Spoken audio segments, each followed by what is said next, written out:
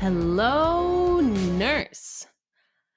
I'm jazzed to welcome you to another stupendous episode of Mind the Force, a nerdy podcast about Star Wars and mental health.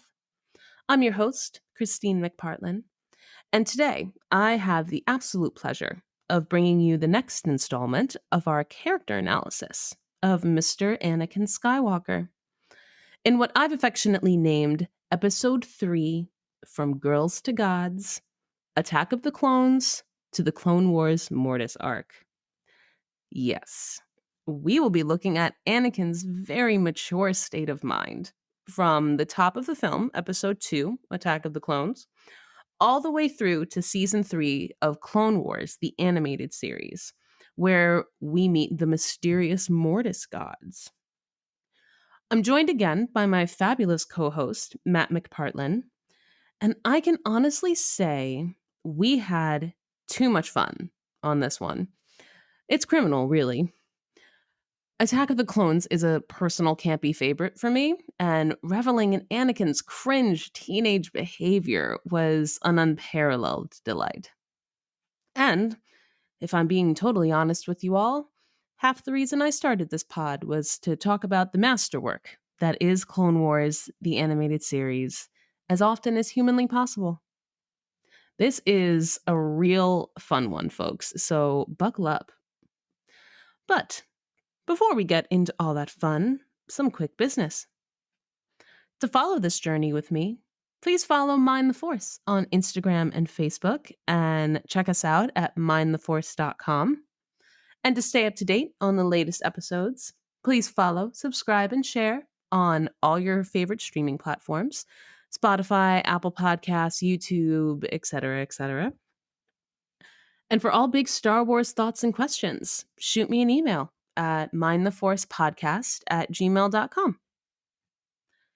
And I would be remiss to not include your favorite friendly content spoiler warning. This podcast is a retrospective on Star Wars characters across all Star Wars content. TV shows, novels, comics, and video games are up for discussion. If you don't want some aspect of currently released Star Wars content to be spoiled, I'd turn around now. So now that we've all taken our seats and have our number 2 pencils at the ready, let's take a deep dive down the rabbit hole. You know, if they had rabbits in Star Wars, you know what I mean. Let's go.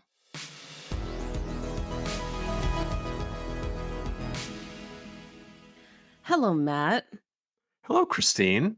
Welcome back. It's a blast to be back. I'm excited about this. Oh my gosh, we're back in it with our boy Anakin. A lot's happened. A lot's happened since we left him pretty much as a boy. We left him as a traumatized little boy. Or rather a teenager. And I'm just excited to get back into it. We're on episode 3 from Girls to Gods, as I've so cheekily named this episode.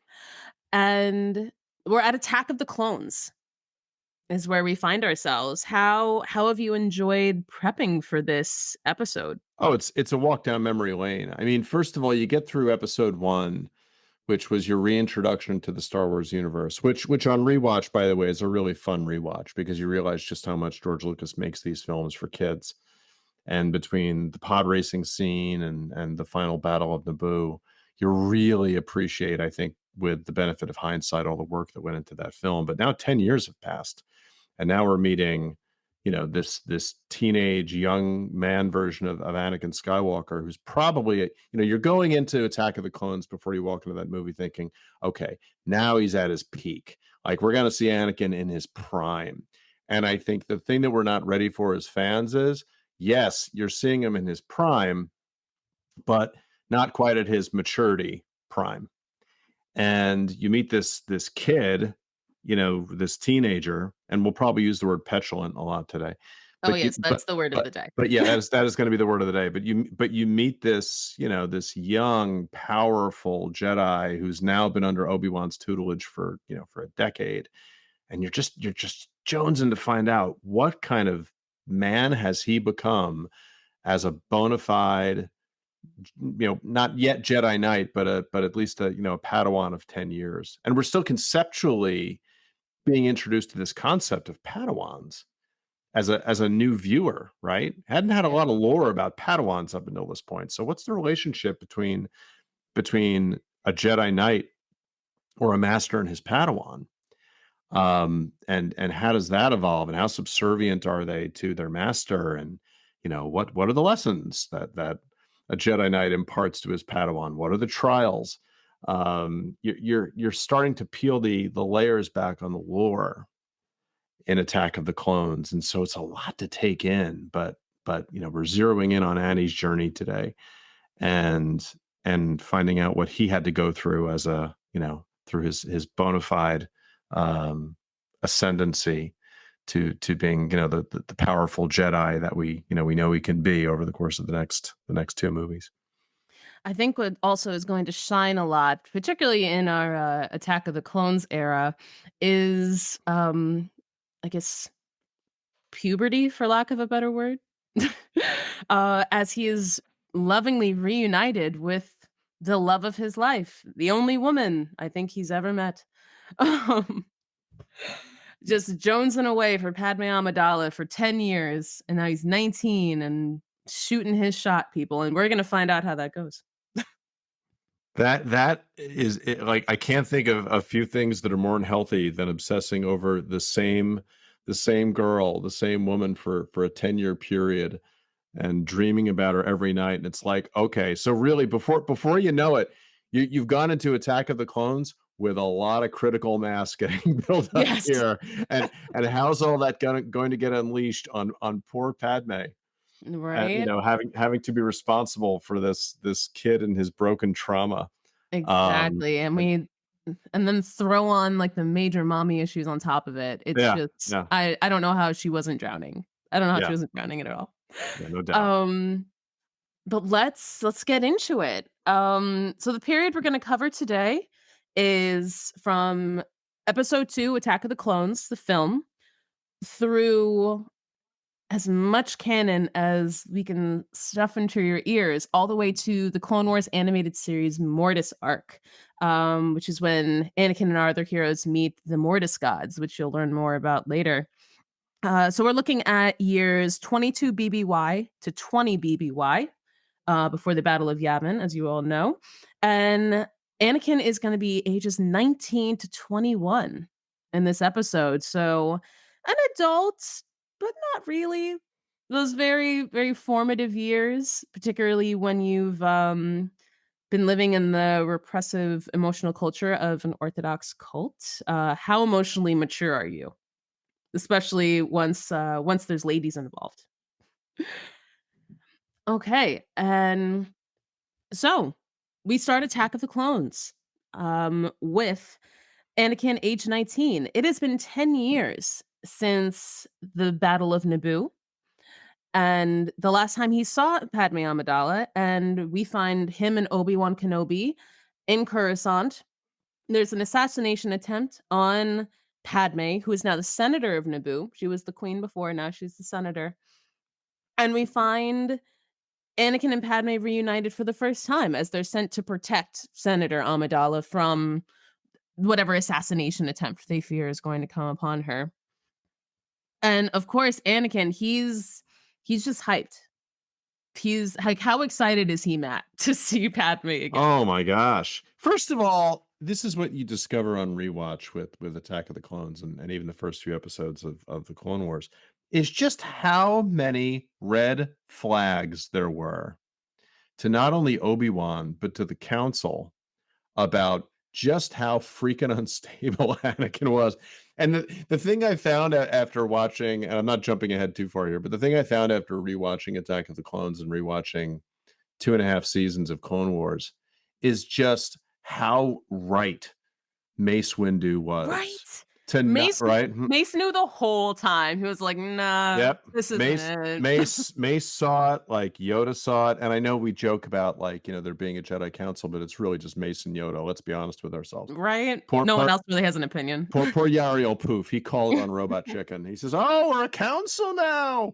It's really just those 2. And for those of you listening, if you've never seen the Robot Chicken, version of the Jedi Council, it's absolutely brilliant. So Mace knows it from, and you can call Mace robotic, you can call him lethal, you can call him, dispassionate, but I think he knows in his gut that he never trusted Anakin. And he Right. never he never felt that it was risk management 101. My job is to keep this council together. I don't want this kid Right. messing up our council and messing up the thing we've got going on here.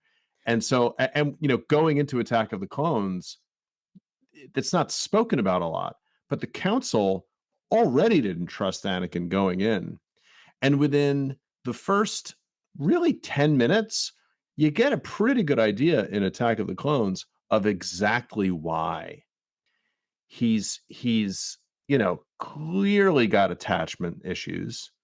They're Right? talking in the elevator. He's talking about Padme and just like I Touch. don't yeah, I don't think as the viewer that you're quite ready for it, just how intensely he's focused on Padme. I mean, after 10 years of being in the Jedi, you're thinking, okay, he's been under the tutelage of Obi-Wan, he's got his act together. But the first thing out of his mouth, like you're meeting this kid for the first time in 10 years, and all he's saying is Padme, Padme, Padme, Padme. And he's sweating, and Obi-Wan's picking up on it, and he's like, Right? get yourself under control. They're gonna be happy to see us. It's all good. Let's just, and be mindful of your feelings. Like he's really got to like work hard to reorient him about what it Exactly. means to be a Jedi. And you're like, what? Like, Yeah. I thought we were gonna be getting like a disciplined Jedi at the right hand of Obi-Wan, and instead we get this nervous kid who's got some hormone issues, Right? it's a little disorienting for the viewer. Just like this teenage boy, and he's just and the glare all throughout the movie, just staring at her really intensely, and you're like, "Okay, you need to relax, man." Yeah, Like, and this is the beginning of the petulance, like, when she's like, "Oh, Annie, how you've grown," like, and he's just like, "Oh my god, she's still looking at me like a child, she mhm, barely remembers me," like, complains about it to Jar Jar, and Jar Jar's like, "No, no, she's happy to see you, man. She's." mhm. And I mean, I can imagine the disappointment. I can imagine, like, that disappointing feeling. I mean, when your crush doesn't return that feeling, or, like, doesn't return that same kind of energy, and it's like when you're excited about anything, like, the reality can never live up to the hype in your head. Yeah, So, he probably hyped this reunion up in his head like, "Oh my god, it's gonna be so nice, she's gonna remember me, and we're gonna reminisce, and it's gonna be exactly what I've been dreaming about for 10 years." yeah, And then yeah. he sees her, and she's like, "Oh, Annie, there you are." Like, Very, very strong 500 Days of Summer vibes, right? oh my god, yes. How he expected it to go, how it's actually going. And Yes. yeah, I know. I would have liked to have seen like this side by side film of how did Anakin think it was going to go. He Right? clearly had a vision of how that was all going to shake out, seeing Padme for the Right? We first need a time, and dream now we need a dream sequence. that's right, that's right. I'm returning. I'm a big strong Jedi now. I've got my lightsaber Right? game. I'm a I've got my man. I've got my robes. I'm tall. This is good. Right? Sport. I'm tall now, 6 foot and over, I'm Yeah, tall. I know. I'm like 6'2". I'm sporting a Padawan braid. I'm clearly on my Right? way up the chain of command here. Right. Yeah, This is when that age difference really is noticeable, because there's a 5-year age gap between them. Like, so he's 19, she's 24, she's also a senator. She's like, "I'm not looking at this little kid or this, like, young man, barely a man, like anything at the moment." At least not that we're being seen at least not that we're being shown, because of course that script flips, later on.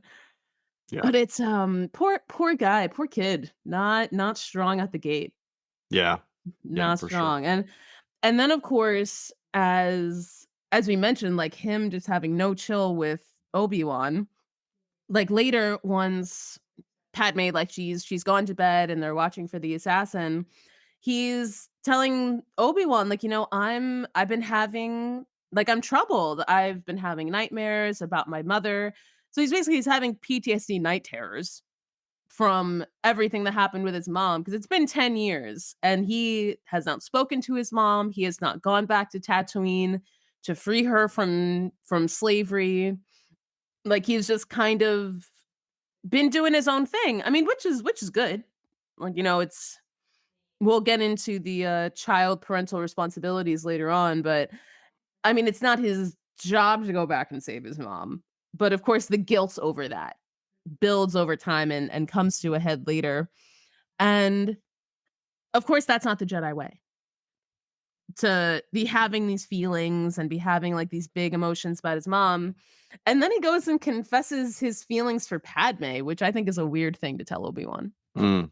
Yeah, yeah. Yeah. It's So like, so many red flags. And so so many red so like flags. you've got that red flag, you've got the carryover red flags from episode 1, and peppered throughout the first 2.5 seasons of the Clone Wars are just constant red flags that, in any sensible organization, you do a background check on this person, Right. find out what happened, and probably purge them from the institution. But Anakin does have some plot armor there. It's in like it's the one aspect of this period that we're talking about where you're like, yeah, he did a lot of good, but didn't they think to, like, I don't know, follow up investigation and, just into some of these things, and the Right. obviousness with which he's obsessing on Padme is so unhealthy that it's amazing that, that he's kept in the situation. I know it's the plot of the film, but the fact that he's, like, given the assignment after he's expressed the attachment, it's Right, to go so away with her. go away with her. Oh, here we're gonna send this obsessive stalkery kid to be your protector. I mean, why not just any other random Jedi? It's because of the prior relationship, and I guess they want to protect Padme with somebody that she's familiar with, or at least Palpatine does. But it Yeah. just, it just really, like, for the Jedi to kind of go along with it is is is Right. is pretty incredible. And it just gives the opening for just the I guess, like, what we really see play out a lot across Attack of the Clones is just his persistent behavior. It's like a combination of his petulance, his immaturity, and his persistent behavior with Padme. In that one scene, so he's been assigned to, like, be a protector, and they're gonna go back to Naboo, and she's packing. She's packing to go, and for some reason, he's in her room. I don't know why he's there while she's packing. And he's talking about Obi-Wan. And he's like, "Oh, he's so wise and he's so strong. He's been such a great mentor." And then just goes off like, "But he's holding me back. I could be a Jedi Knight and take my trials. I'm ready." And he's just jealous. He's jealous of my power. And it's just like, okay. Not Like, the first time he says that in the film. not the first, definitely not the first Yeah. time he says that, not the last. Um, and of course, and Padme gives this great line that I noted because he goes on this whole tangent about he's ready for the trials, he's ready to be a Jedi Knight, he's more powerful than him. Of course, the whole chosen one narrative. And Padme says to him that our mentors have a way of seeing more of our faults than we would like. Mhm. And that's how we grow. And I was just like, damn, isn't that true? So true. You Because you who do wants to hear yeah, it? Like, not for nothing. You do actually you do really Padme is almost acting like the sensible audience member along the way. In the first half of that film, she's not falling for Anakin's, obsessiveness with her. She's yeah. really she's really putting him in his place. Mhm. And you can debate about, the arc of how she kind of, like, he breaks down her defenses, and then eventually she comes around to falling in love with him. But right up front, she's right there to, like, put him in his place, which probably, makes his obsession even deeper. Yeah. because now she's the unattainable object, right? Right? Now she's the object of his affections that he can't have, and we want most what we can have, right? So I'm sure that's intentional. I'm sure that that entire, motivation of hers to say, "Hey, you gotta you gotta pump your brakes here. It's like it's all good. Obi-Wan has your best interests at heart." And then the two of them go off together, and then she really is like a strong enough woman to put him in his place. And you really, I almost like as I was watching it, I'm just like, she really had her act together. Like Yep. she understood duty and responsibility, and not, putting one's selfishness above their duty to the state or the planet or the Yeah. government or the republic. Well, at that point, she had been in active service for over 10 years.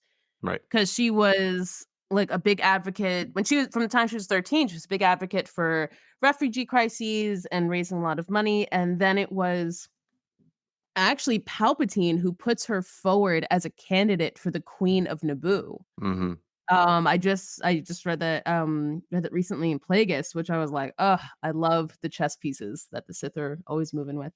Um, and then she's Queen of Naboo for several years, and then she's done doing that after her elected time is done, and now she's a senator, like, so clearly she's a responsible young woman and always has been, and he's a petulant child. Yeah. It's a lot, by the way, it's a lot of work being queen of a CGI planet. Not for nothing. Right? With all those gorgeous waterfalls and sumptuous rivers and, Exactly, and all it that time in the makeup chair. that's right, all the time in the makeup chair with, big hairdo. I'd say she's living like her best life in public Right? service. Right? Major winning for Padme Amidala until she's not. Yeah, can we just be honest about the people of Naboo? I The people of Naboo are like the 1% of the 1%, okay? Right? They're living pretty nicely, it seems.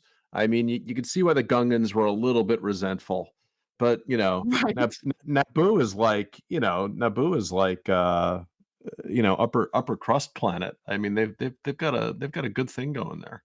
Right? Just this gorgeous, beautiful planet with all these luxurious textiles and Oh my god. palaces. Yeah. Um I was joking with my family. I called it the Tuscan planet or Tuscany planet. It's totally got that vibe. Right? Just gorgeous. I mean, people love to go and visit the shooting site that they use for Padme's country house. It's not even her main house, it's a country house. Mm. And just the beautiful lake and gorgeous architecture, and you're just like, "Oh, okay. See how you were living, Padme?" Like, Do you know there's a deleted scene from Attack of the Clones, by the way, where Anakin meets Padme's family.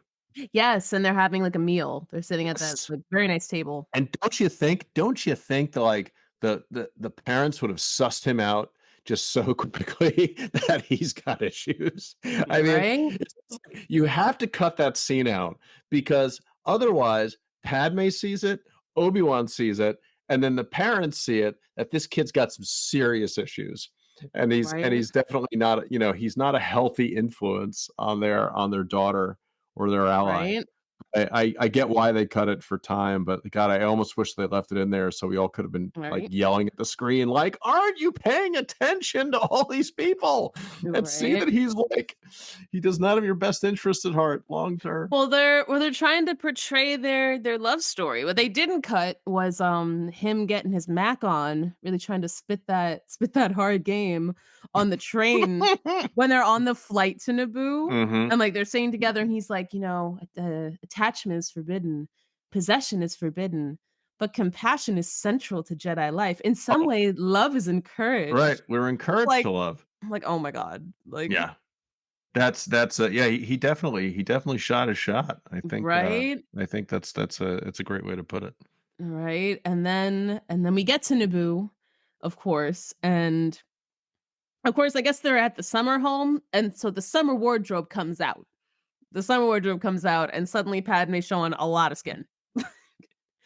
And it's just like, "No, young teenage boy, don't fall in love with me as I'm walking around in these beautiful backless dresses." Mhm. Like Mhm. and a lot of, like, bandeau tops and just, looking like money. Padme looks real nice Oh, in she yeah, every scene yeah. in the Boo. Yeah, when she struts in a gown, like, you really need an underlying, like, drum machine going, "Ns, ns, ns, ns, Right? ns, ns," just really, really strutting her stuff. Exactly. I'm sure, like, she was number 1 crush of every teenage boy who grew up in the prequel era. Like, they all must have had a poster of Padme somewhere in the room. I am sure. Um, and of course, this all progresses. Like, they have their first kiss, and of course, she regrets it, and then they are, for some reason, sitting in a fire-lit dark room together where he's professing her love, and she's like, "No, we can't be together." And it's a lot of emotional duality because Yeah. obviously you can see that, like, she's breaking down about it and he's pushing, but she's pushing back because she knows, like, this is inappropriate. Like, I can't be with this kid. I can't do this. Like, I'm a senator, you're a Jedi. Like, you literally aren't supposed to be in relationships. And if I suddenly got with you, like, would I be ousted from my position? Would I lose the respect of my peers? Like, she's the more emotionally mature of the 2. Can I just say after that scene, and right, she's wearing the hoochie mama dress with the choke collar, and George Lucas designed that dress, which I think is hysterical, and it's like, "Oh my god, Oh really?" my Like, that god. that made me lose a couple of pegs of respect for George Lucas, but setting that aside, It's very I on the nose. am so proud of her after that scene because she's definitely, like, you get the vibe that, like, clearly they're in this romantic environment. Um, Boy, if somebody flicked on a fluorescent light, boy, that would kill the mood. But, they've got this whole great thing going on, the fire in the back, blah, blah, and he throws out every freaking line you could think of that just radiates telenovela cheese.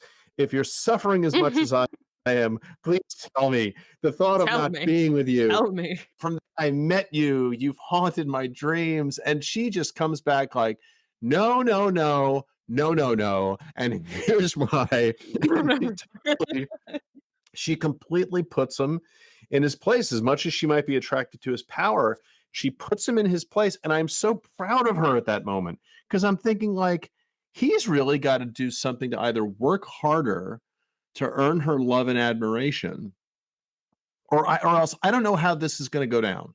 Like, as I'm watching this with a fresh set of eyes, I'm like, she really did herself, she did herself proud in that moment. She took this guy with obsessive tendencies, stiff-armed him, friend-zoned him, whatever you wanna call it, and actually, knocked him back a peg, and he's like, so by the way, Anakin's really easy to manipulate. He's very impressionable. That carries on throughout the entire Clone Wars series, that, like, whether it be a villain or whether it be someone else in power, they can nudge Anakin in the direction that they want him to with some relative ease depending on what the stakes are. But she puts him right in his place and he immediately acquiesces. And he says, "You're right. You're right. We have to do our duty. You're right." And you're like, wow, that just came to a grinding halt. So good on her at that moment. If you're watching up until that point, you're thinking Padme did a pretty good job there. Yes, that was a very victorious moment for Miss Padme. And as much as we wanted it to last, unfortunately, we move forward to revisiting Anakin and his night terrors. He's having visions of his mother deeply in trouble, and he shares this with Padme. And in probably, I don't know if it's the most responsible move, but she's like, "Well, sounds like we're going to Tatooine to save your mom that no one thought about doing for the past 10 years." She though actually in Padme's defense, at one point she does send um she sends her right-hand woman, her lady's maid back to Tatooine after the Phantom Menace. Oh, what is the Sabe? She sends Sabe Mhm. back to Tatooine to find Shmi shortly after the Phantom Menace. And at that point, Shmi had been sold to Clegg Lars. Like, had been sold to, like, the farmer who would, like, release her from slavery and marry her. And so after Zabulba, like, sold her, like, he didn't really know what happened to her, and so Sabe wasn't able to find her. And Mm. so it was kind of like, "Okay, I'll free these other people, but, like, I can't find Shmi," and that was the only attempt at freeing Shmi, which I guess worked out fine because she was good till the events we're about to discuss. Um, but so Padme's like, "Oh, we're gonna go to Tatooine, and, you're protecting me, so, you're just gonna come with me because that's where I'm going." And then And, and is that enabling? um, I Is mean she just being like, is she being a loyal friend, or is that because mm, at that point she's stiff-armed him. yeah. She's put him in his place. He realizes that he is loyal to her and that he would sacrifice and he would I mean, he's already made several sacrifices and put his life in danger to save hers. So Yep. is that a natural reaction for her to have to wanna be his wingman while he goes back and does something that's meaningful to him to save his mother? Though though she quoted his Jedi duties as a reason why they couldn't be together, but seemed to shirk his Jedi duties when it came to the relationship with his mother. So Mm, it's a little two-sided. Like, are you supportive of yeah. me being loyal to the Jedi, or are you just trying to, like, not be involved? Yep. So, it's a little two-sided. Yeah. Um, Yeah, it is a bit of an inconsistent mess right, because yeah, I mean, not to take anything we resolved at the beginning of this podcast that we would never criticize the writing, right, the intentions of Lucasfilm. So we'll just chalk it up to a personal character right, inconsistency. But right. people are flawed. They make strange decisions. They can't Exactly, always be and consistent. right, and I never wanted to come off yes, we're gonna shit on Anakin a lot, but it's not because we don't love him. It has nothing to do with what we don't love with not loving Anakin Skywalker as a character and as a big contributing storyline to the Star Wars universe. He's just, he's human. We're Yep. all human, we all got flaws. Best of intentions. Exactly. Love you, little Annie. That's it. So now we're on Tatooine, and we run into our favorite slave owner, um, and Anakin's former master, and because he's looking for his mom, so he goes and finds Watto. Goes and finds Watto to find out what happened to his mom, and of course you have little Annie. You're a Jedi. Oh, who would have thought? Because that's what you want is your former slave master commenting on your non-slave life. That's totally what everyone's looking for. And of course, then it gets revealed, oh, I sold her a long time ago to a moisture farmer named Lars. And then he freed her and married her. Who knew? And then that leads them to go to the Lars farm, where he sadly learns that his mother, the month before, was kidnapped by a band of Tusken raiders. And this starts what I would say is probably the most traumatizing of Anakin's emotional journey. Mm.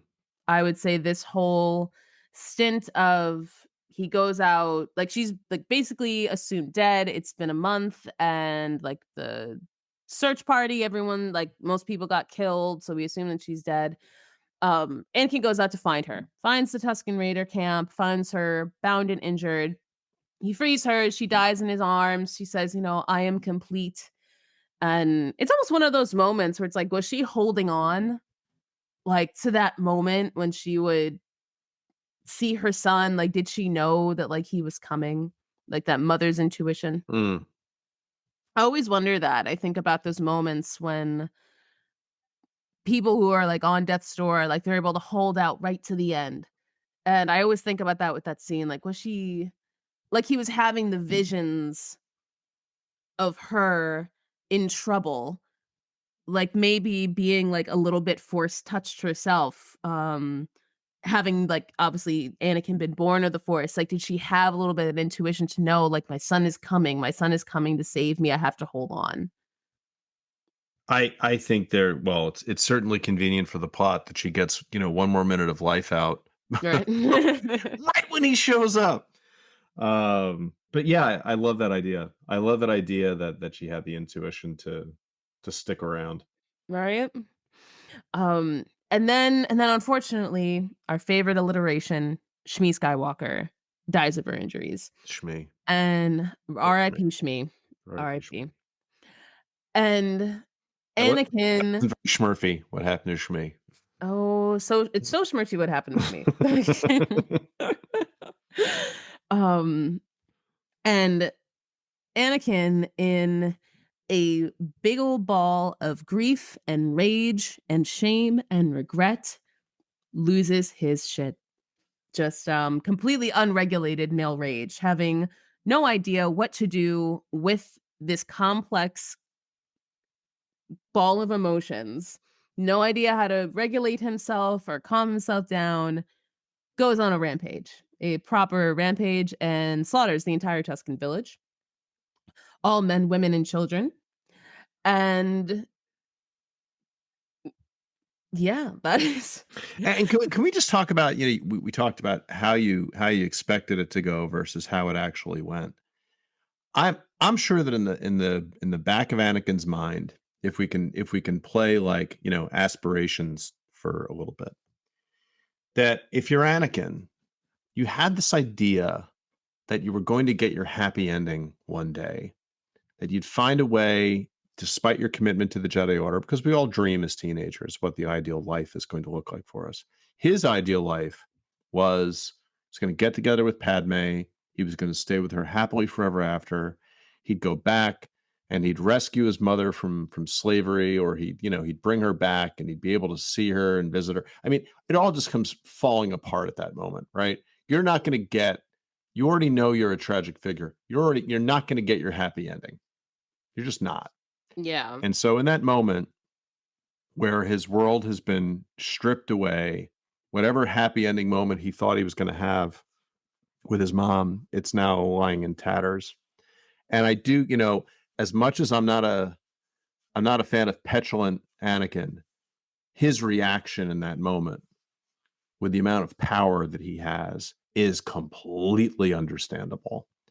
And you can't fault him for just losing it. And I feel like when it gets to that point where he's killed the men, women, and children, and he's having this great conversation with Padme in the shop, and he says, "I like fixing things, I like." I mean, it's such a revealing 2 or 3 minute scene. I like my world black and white. I like Right. things that I can fix. I love machines. I'm good at fixing things. And you get his whole worldview right there. Everything is very binary. It's very black and white. Yeah. And Padme, Kevin Smith, the great Kevin Smith, director, storyteller, has a great riff on Attack of the Clones. He's just revealed to Padme, the person he wants to spend the rest of his life with, that he's been dreaming about for the last 10 years, that he slaughtered men, women, and children. And Padme just looks at him and she's okay with this. Right. And you're like, how could you be okay with it? But if it were you and it was your mom and that just happened and you had the power that he had, can you blame the reaction? Can you really blame him? It's such a horrible tragedy at that point to Yeah. befall upon Anakin, and it's crushing. It's just absolutely crushing. And fun fact, because on this podcast we do take tangents into different parts of the lore, but it is canon that eventually Darth Vader goes back to Tatooine one day in the Darth Vader comic book, and he slaughters another village of sand people. He's just there like recruiting bounty hunters to track down Luke Skywalker. I think he ends up recruiting Boba Fett and Black Chrysanthemum, who's like this really cool Black Wookiee that they showed in Boba Fett. Oh yeah, he's awesome. And he ends up going back to another Tuscan village, slaughters the entire village, but one survivor gets out. And the one survivor gets out, makes it to another Tuscan village, and talks about how this dark figure in black armor destroyed his village. And that tribe of sand people end up building like a monument to Darth Vader. Really? They kill the surviving Tusken on this pyre at the base of the monument. I mean, it's really dark stuff. That's trippy. It's one of these really great kind of and I hope I'm pronouncing his name right, but it's one of these great, purely visual stories that like Genndy Tartakovsky would tell, who was the original 2D Clone Wars storyteller. And it's all panels. It's just all visual panels of what Darth Vader puts this Tusken village through, the Tusken escaping, and then it's just all visuals of him telling the story to this other tribe, and the tribe just like strings him up, puts him on a cross, or an X, binds his hands and feet. They set him on fire, and they build this big monument to Darth Vader. And you're like, "Whoa, So what's going interesting. on here?" That is so Yeah, interesting. you got to find the panels online. It's beautiful art, and they stuffed it into one of the Darth Vader comic books as a side story. But anyway, we'll bring it That back is to so Attack of the Clones. interesting. But he divulges all this to Padme, and now you're like, well, is that the inflection point when Padme decides that she's going to be his savior? Right? I mean, how I I can't even express how often, and this plays out in real life all the time. Ladies, how often do we love a project? Mhm. We love a project. We will be the ones to save him. That's what she's thinking. She's like, I'm going to save him. I'm going to be the one to fix him the way that nobody else can. Mhm. Like, he's gonna be different for me. Yeah. Yeah. And I It's and I and I have to raise that because I think your perspective. I love your perspective on relationships. And if we look at that moment and apply it to real life, we absolutely see so many parallels of trying to save people Yep, that are irredeemable. And isn't it public service to save people that are irredeemable, right? yep. To pour that affection and love and investment into recovering a broken soul. Nothing like the love of a good woman. You know? Nothing more healing than the love of a good woman. That's it. And, I feel like it would be a great drinking game to Anakin Skywalker's red flags. Every time a red flag comes up, you take a shot. Oh, yeah. Yeah, absolutely. That'd be a great drinking game. Yeah, absolutely. Um, and yeah, and, it raises all of these, it raises all these existential questions for him. Like, like things are so much simpler when I'm fixing things. Why did she have to die? Why couldn't I save her? I could have, because I'm so powerful and I have all this training. I could have saved her if I gotten there sooner.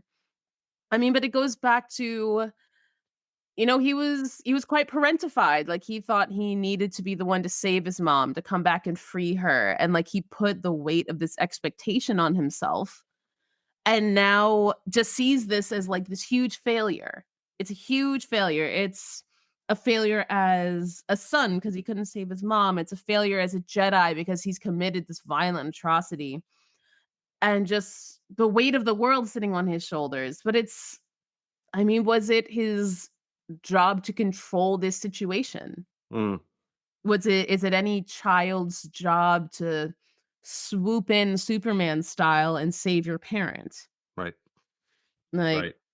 Yeah, it's and that scene has bugged me for so many years because the reasonable person who's not invested in that relationship says, "Why doesn't she leave him? Why doesn't she just?" That's the point where you pivot and you get the hell out right? and you walk away because it's just not gonna Right? get better. At this point, you call Obi-Wan, and Yeah, you're like, "Obi-Wan, yeah, come get your boy. He's having a problem." right. And the other thing that is troubling about that is even Yoda knows what happened. Right? He feels it in the Force. It's this huge moment in the Force, and Yoda's just like, "Huh, interesting. And Okay." you don't see, maybe that conversation takes place off screen. Maybe Yoda, Anakin, and Obi-Wan have a heart to heart. Maybe Yoda commits to the fact that, you know what? We let him be trained. We can't cut him loose now. But man, like that does not get revisited, at least as far as the audience can see. Right? So now what happens? Now they've Yeah. had this moment. They bury Shmi. He's making these promises. I wasn't strong enough to save you, but I Right? will be, and I'm not going to let this happen again. And therein the seed is planted for, so much self-destructive, uncompromising attitude by Anakin to Yep. do whatever it takes to make I sure will that nobody else will ever die under his watch again. exactly. I'll become such a powerful Jedi. I'll be able to stop the ones I love from dying. Yep. Okay. Mm, Mm. mm. Red flag. Like Yeah, big time. Okay. And she's just standing there taking it all in. Crazy. Yeah, just Oh my crazy. gosh. Just crazy. But now we get to Obi-Wan's message. So Obi-Wan's calling for help. Yep. And the Jedi Council says, Anakin, stay put. Mace of all people. I think it's Mace who says, you stay right where you are. Right. Stay with Senator Amidala. Yeah. We will deal with it. Planet right there. No consequences. It's all good. We got this. You stay put. Now, I was doing the what if in my head. Well, what if they did stay put? What would have happened if they stayed put? Because there's not much to be gained of Anakin and Padme going off to Geonosis because they end up getting caught. So, like, if Yeah. he just stuck around, I mean, it doesn't advance the plot in any way, shape, or form. And It's like it just puts them there. yeah, it's right. They needed an excuse to get him on the planet. But if they did stay, then what would have happened? Then it would have been the Jedi showing up to rescue Obi-Wan instead of rescuing Anakin, Padme, and Yeah, because they still would have like, Obi-Wan still would have discovered the clone army. They still would have showed up, Mhm. like, Mace would have showed up with all the other Jedi, saved Obi-Wan, like, hopefully Obi-Wan wouldn't have gotten too messed up in that Colosseum style gladiator match with those alien animals. And, yeah, then Yoda would have showed up with the clone army. Who knows? Maybe they would have defeated Dooku.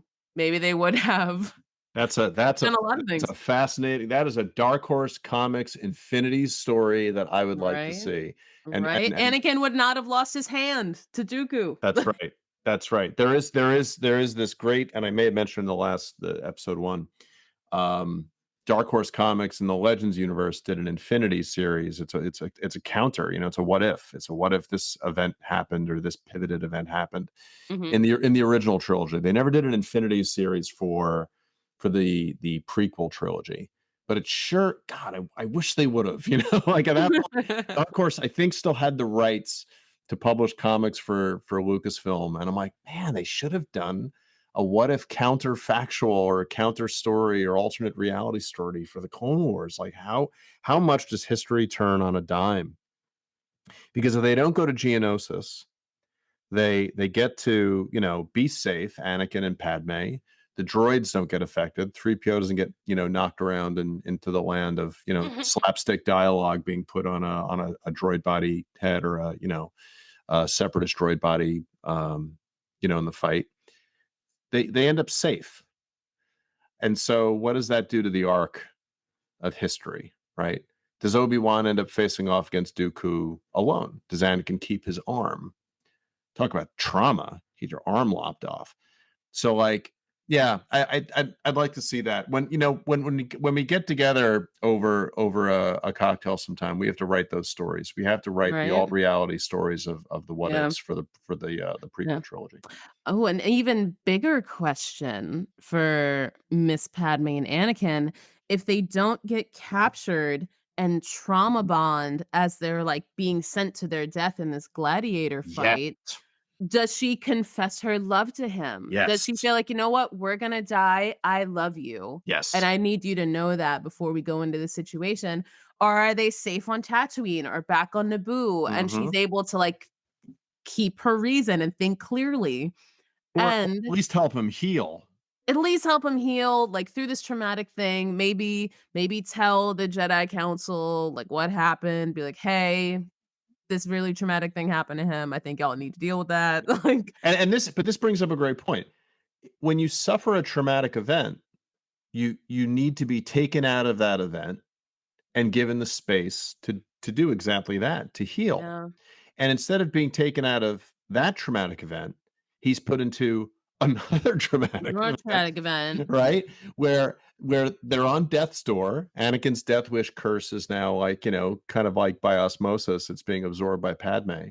So they're being thrown into a Geonosian fighting ring, And this is where you go, "What?" And it almost like from the point that you see that scene as a first-time viewer, you really have to, like, you know, sit in your chair and orient yourself for Padme doing a whole 180-degree turn at that point and Right? saying, "I love you madly, deeply. I really mean it, and if we're about to die, I need you to know that." And they're doing the big dramatic kiss and the Yeah. you know, the s the orchestra ramps up and the strings, and it's lyrical, and it's beautiful, and they're gonna die in this Right? horrible, Like, opens up into the Coliseum Stadium, the Yeah, Geonosians are losing their shit, I like, will I will say from a, just from a kind of, a cinematography standpoint, it's like, that's a pretty good way to go, oh, it's beautiful. that's It's it beautiful. really is beautiful. I think John Williams knows how to score a moment. John Williams totally knows how to score a moment. Oh, But but absolutely. but now you're like, "Okay." So Padme clearly was affected. Her brain was, her head was clearly ruling her heart here, but now in this moment of absolute certain death, the heart rules the head, and she confesses her love. And I had to rewatch that a couple of times to realize, was that like was that how you'd react in that moment?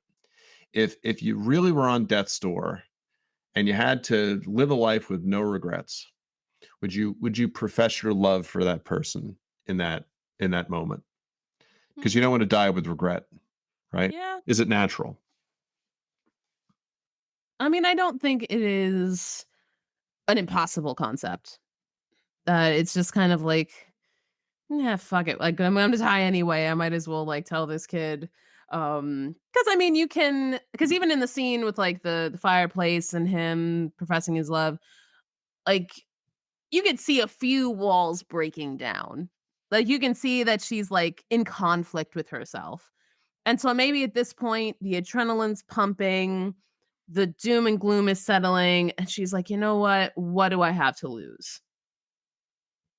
Yep. Well, Yep. I can't falter for it. I can't falter for it. The high drama, it's all very intoxicating. Yeah. Yeah. And one thing we did not really delve into, because I don't think she's seen too many displays of Anakin wielding power, is how much of an aphrodisiac is his power, Oh, 100%. Love a strong right? man. Right?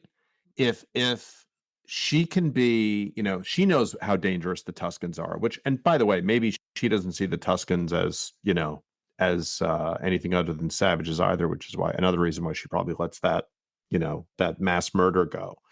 Right? Is she is a little bit intoxicated by just how powerful of a Jedi he is. And she must know something, about him being the chosen one. She must have known that 10 years earlier. Like, why were they plucking this kid from obscurity off of Tatooine? Yeah. Because he has some grand destiny, and now it's like, I wonder just how evident is it that he could in fact be the chosen one.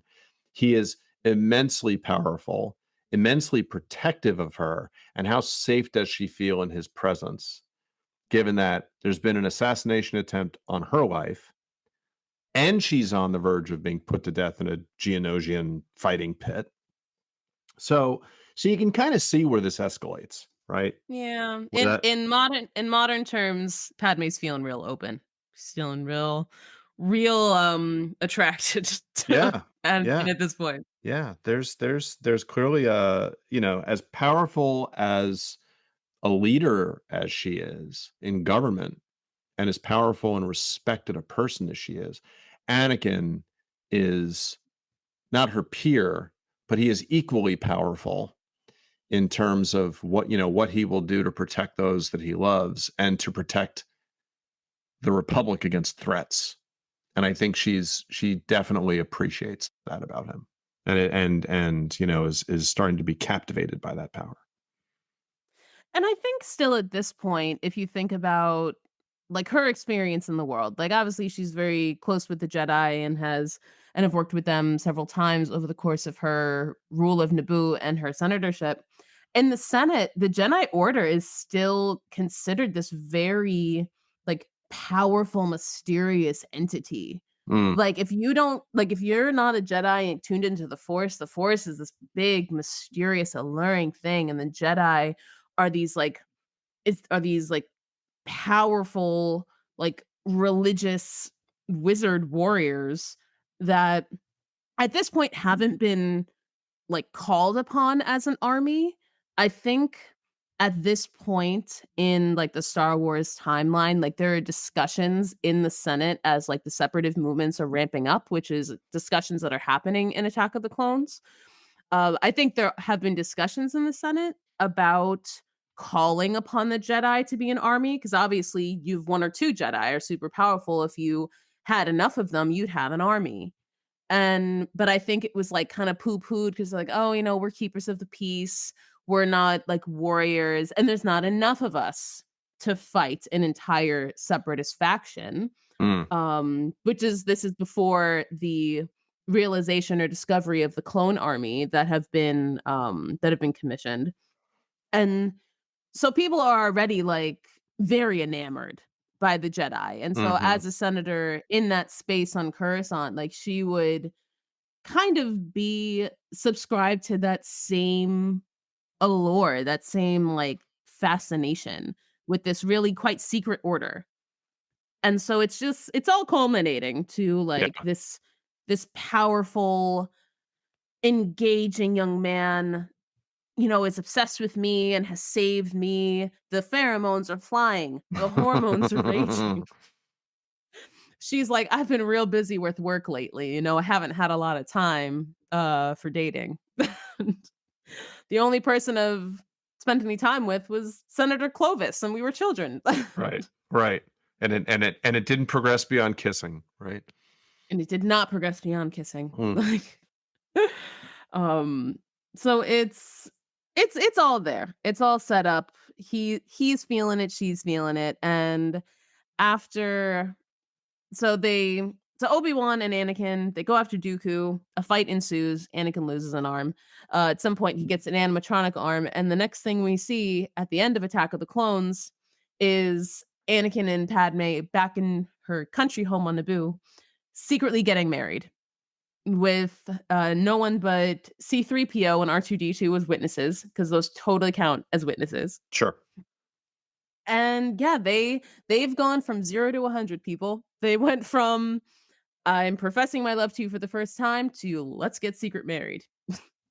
Not let's be in a secret relationship, not let's, get to know each other, spend time together. Like they don't want to have an affair. They get secret married immediately. Yeah. Not let's Totally reasonable. decompress from the Totally trauma reasonable.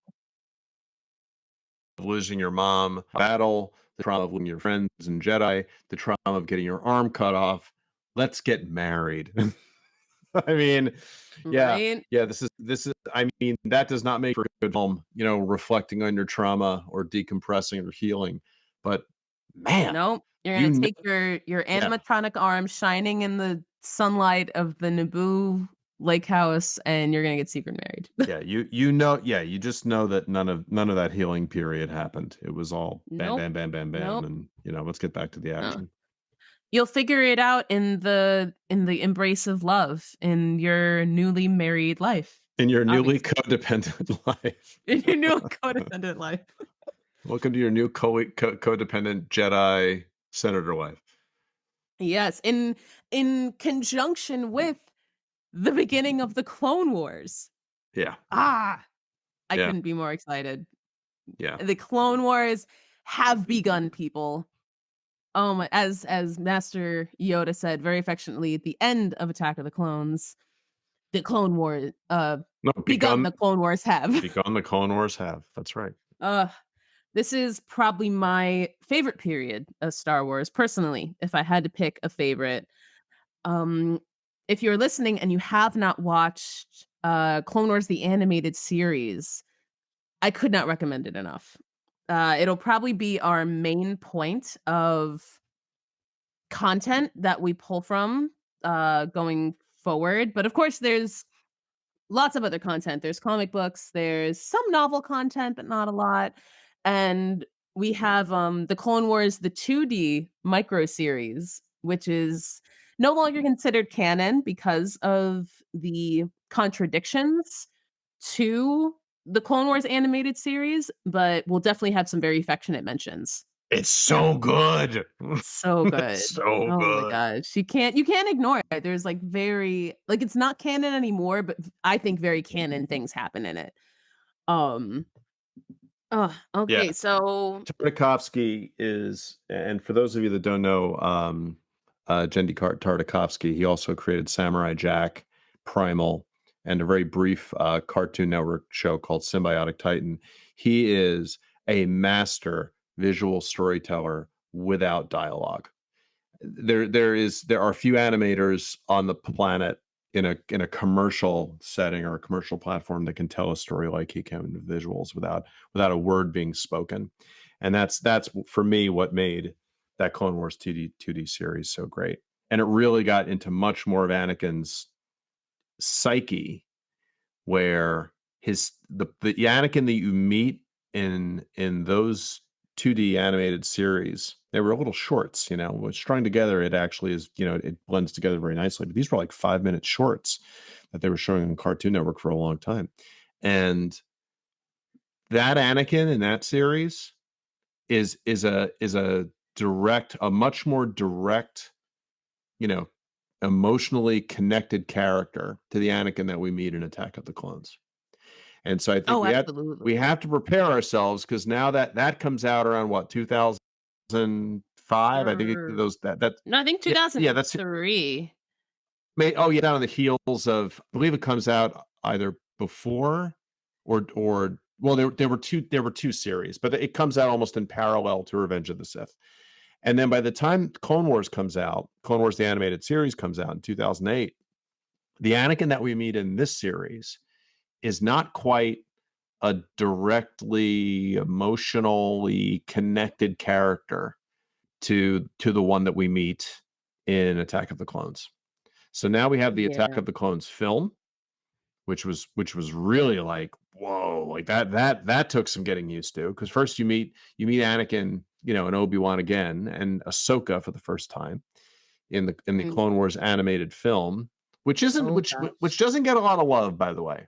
It Mhm. doesn't. It's a little I remember watching it and it progresses the story and it introduces Ahsoka, but it's not their finest storyline. It's yeah, it's a tonally, it's a strange kind of film, because you're really taken out of that moody, you know, moody codependent Yeah. vibe that you've just left off Attack of the Clones with, and now you're getting into the Clone Wars, Yeah. and now you're talking about like baby Hutts, and who are flatulent, and you're like, "What?"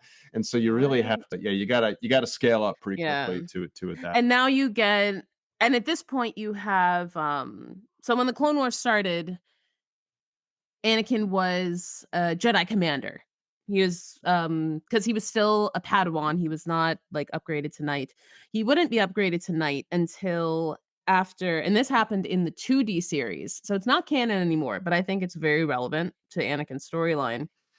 So, it's when General Grievous comes into play. He gets introduced he's a very main character in the Clone Wars, the animated series, but in the 2D micro series, he get introduced as this, like, terrifying enemy. Mhm. General Grievous, he's this, like he's a this deformed man, but he has these, like, incredible animatronic prosthesis, and he's just an absolute, like, vicious combatant on the battlefield, and they're like, "Oh, no. What are we going to do?" Like, the Jedi Council is like, "What are we gonna do against this new enemy that the Separatists have launched against us?"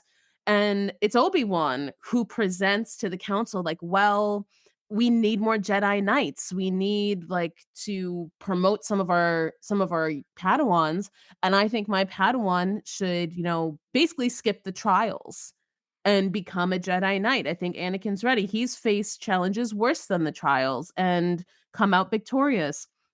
And, of course, like, the council is torn. Some people are like, "Oh, no, like, we can't shirk our traditions," and, of course, Mace Windu is like, I don't know about that." Like, Yeah. because he never trusts Anakin as far as he can throw him. Nope. And it's Nope. Yoda who makes the call that, you know what? A Jedi Knight Anakin will be. And so they knight him, and then after he becomes a Jedi Knight, cuts off the Padawan braid, now he's a general. Now he's the general of the 501st, which, people very affectionately know as the 501st Legion.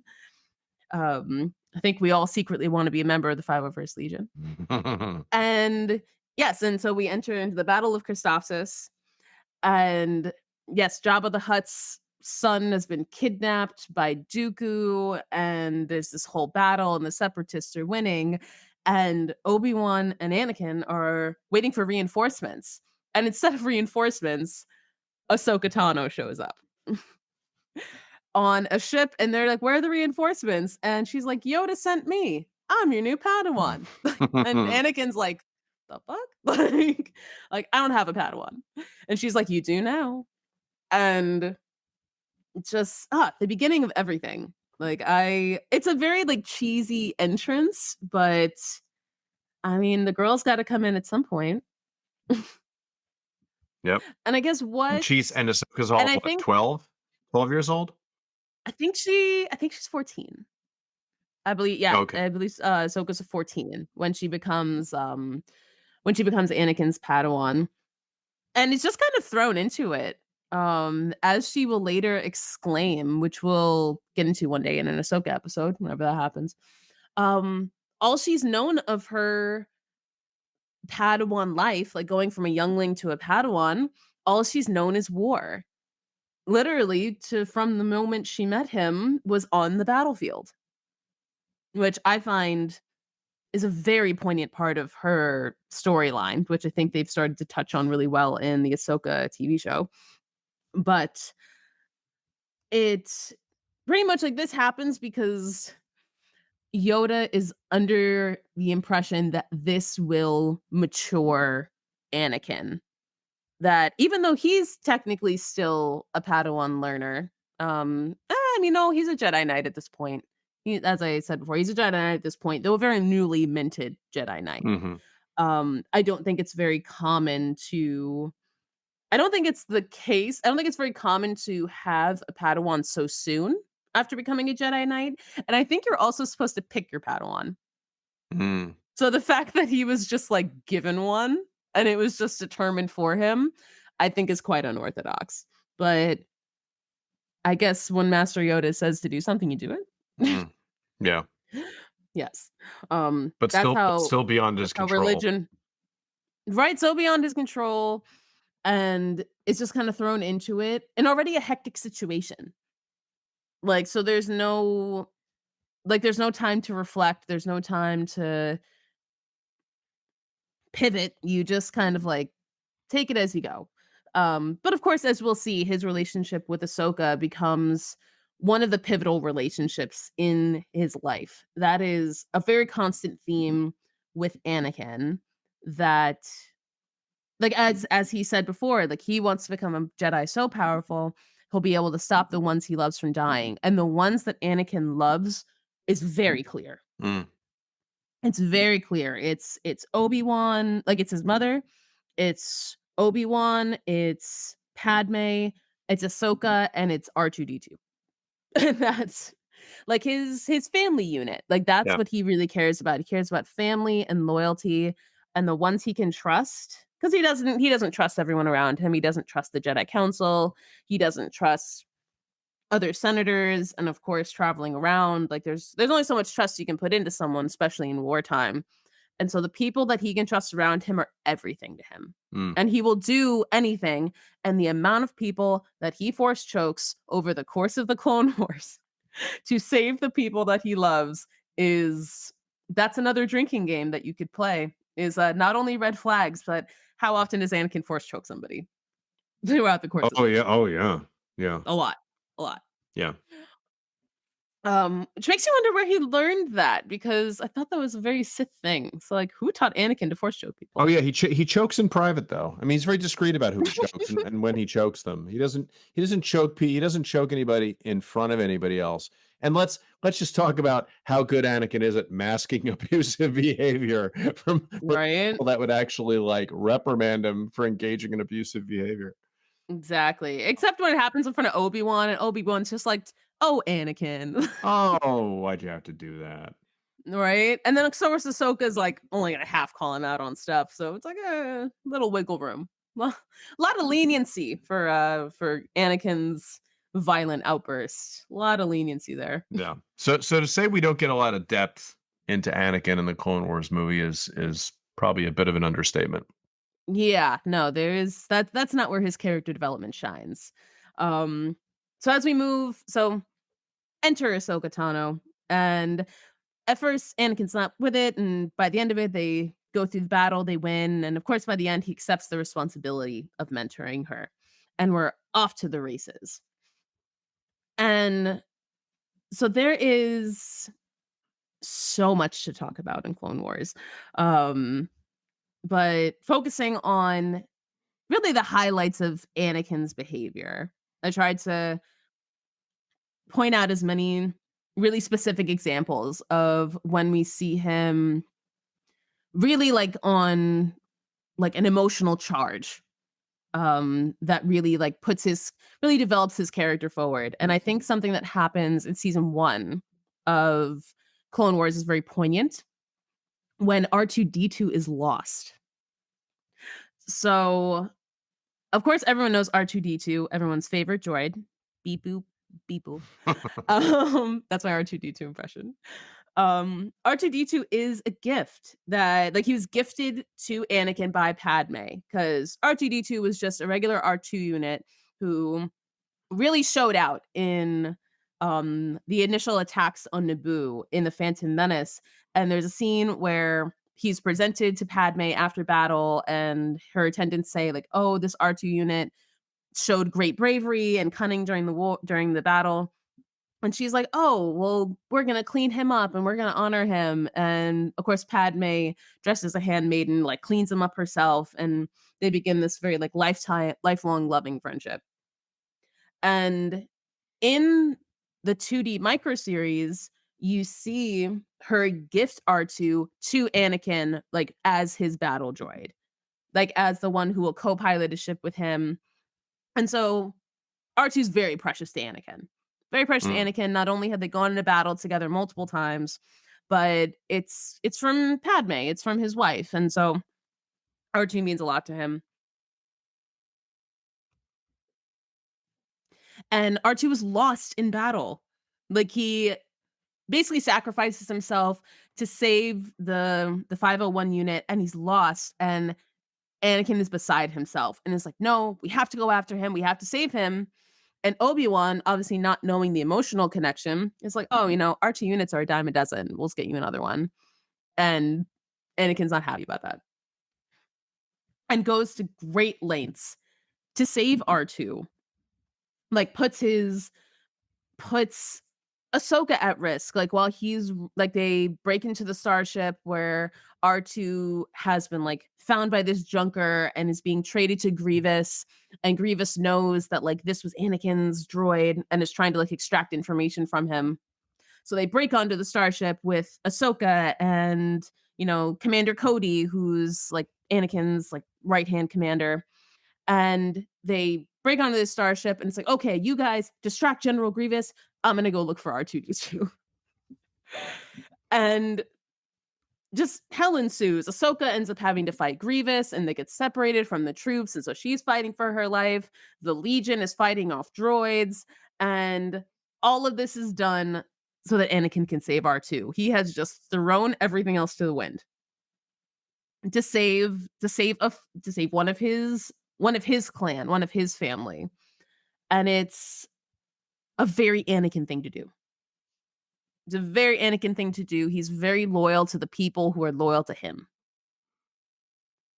And by the way, that is pretty much that is a theme throughout the series that nobody loves their droids like Anakin Skywalker does.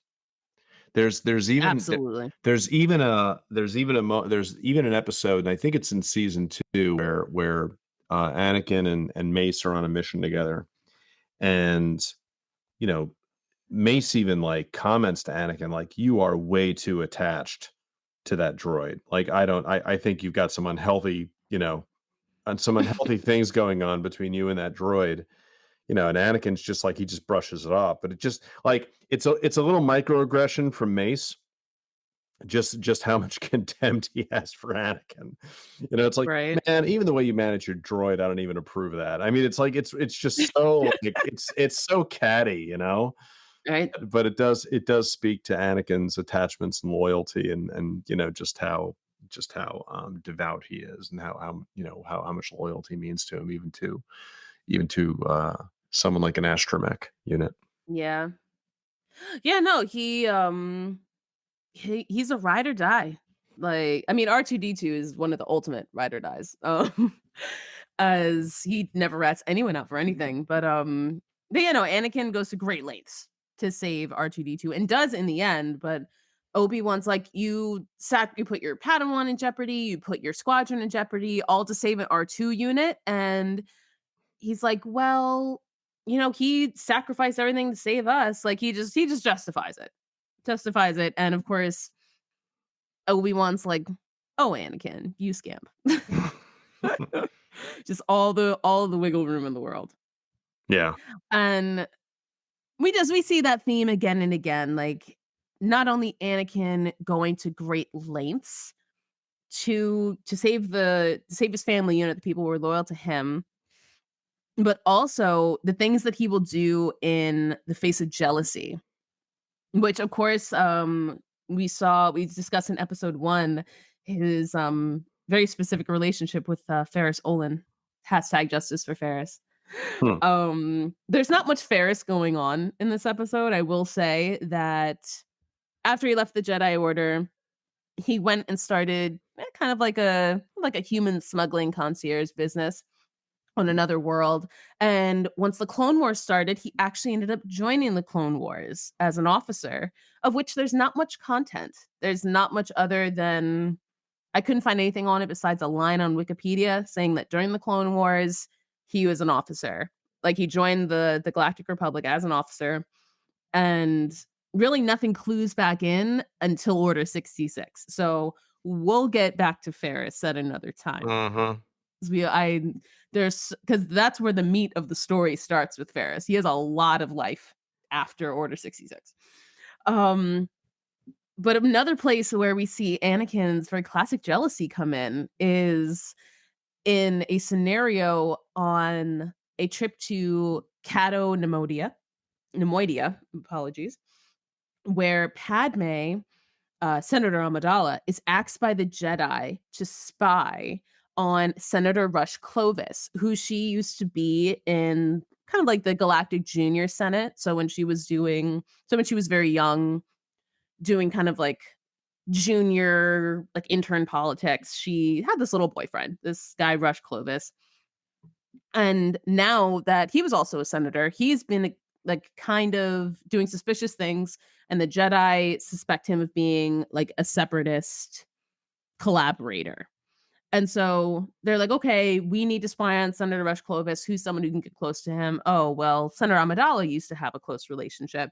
Like, can she do it?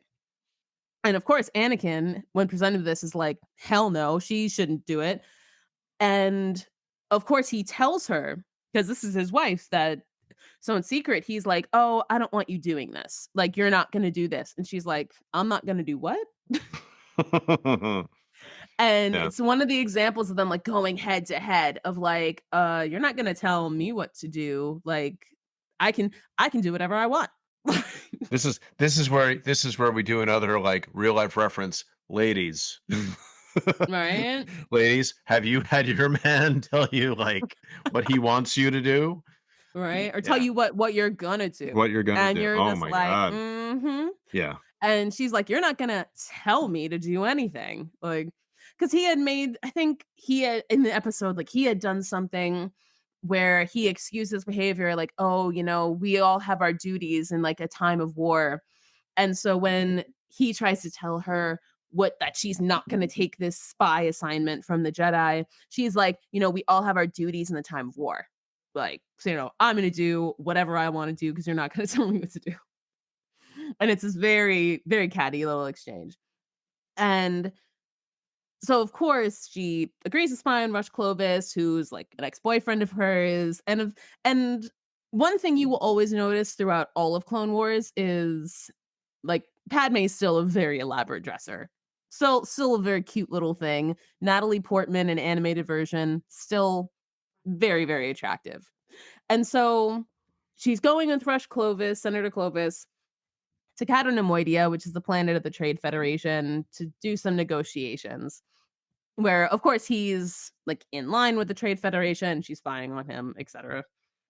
And he's just trying to be all up on her. Like, Senator Rush Clovis is like, "Hey, if you wanna rest your head on my shoulder on the ship ride, if you get tired." And Anakin's there, like, as her, like, secret bodyguard, and he's just flying the ship crazy and throwing him around, and is just not into watching his wife get hit on by this guy. Mhm. And of course, like all of his jealousies coming out, like which is the premise of him not wanting her to take the assignment is he's jealous. He doesn't want basically she's honeypotting him and Anakin's like, "No, like my wife isn't going to do that. What are you nuts?" Like and so he's just like trying to head Clovis off at the pass at every given opportunity. Um and it's just it's funny for the watcher, but at the same time it's like, okay, you're jealous little green monster is like showing pretty hard. And it's all controlling behavior, trying to tell her what you can't do and trying to in the end he ends up being totally right and like she gets poisoned and he has to save her and like it all comes full circle. But it's very telling that he's very jealous of the situation, just like absolutely raging and like doing what he can to sabotage the situation. It's very standard Anakin. Oh, very standard Anakin, which I guess nobody wants to see their loved one in this kind of situation. Like who would? And Um, who wants to lose their girl to a guy named Rush? right? Right. Rush. Rush Clovis. Rush Like, Clovis. right. Especially when he's like a traitor. You're just like, what? Yeah. Like It's it's a lot, and it's very standard Anakin behavior. He doesn't like other people to touch his things. In the real world, Rush Clovis would be like a lead consultant at McKinsey. And his name would be Braden. And if you really want to see if you want to see like a great takedown of McKinsey and like that type of person who works for the banking clan, watch the John Oliver Yes. breakdown of McKinsey. It's actually a classic. I had to do another shout out for another channel. And he wears a lot of Patagonia on the weekends. Yeah, that's right. That's right. Yes. So, as we continue forward, as we continue forward in Anakin's relationships, like, we will visit a lot his relationship that develops with Ahsoka. Because it's how would you describe it's the Padawan master relationship, but he's like a big brother, but you're also helping to like raise and shape your Padawan. So there's a lot of like parental guidance and responsibility. So it's a brother slash father slash mentor slash trainer. And you're also doing this during wartime. So it's always like you're almost always on edge with the relationship because you wanna protect them and you wanna teach them, but you also have to make sure that they can protect themselves. And two very important situations where this comes up are so you have the second battle of Geonosis. So we're back on Geonosis, who are not a big fan of the Jedi. They join the separatist movement and they're not a big fan of the Jedi or the Republic. And you find Anakin and Ahsoka on Geonosis with Luminara Unduli and Barriss Offee. Our young friend Barriss, she will join us much later on in the Clone Wars, is a very pivotal character. But for now, she is the Padawan to Luminara.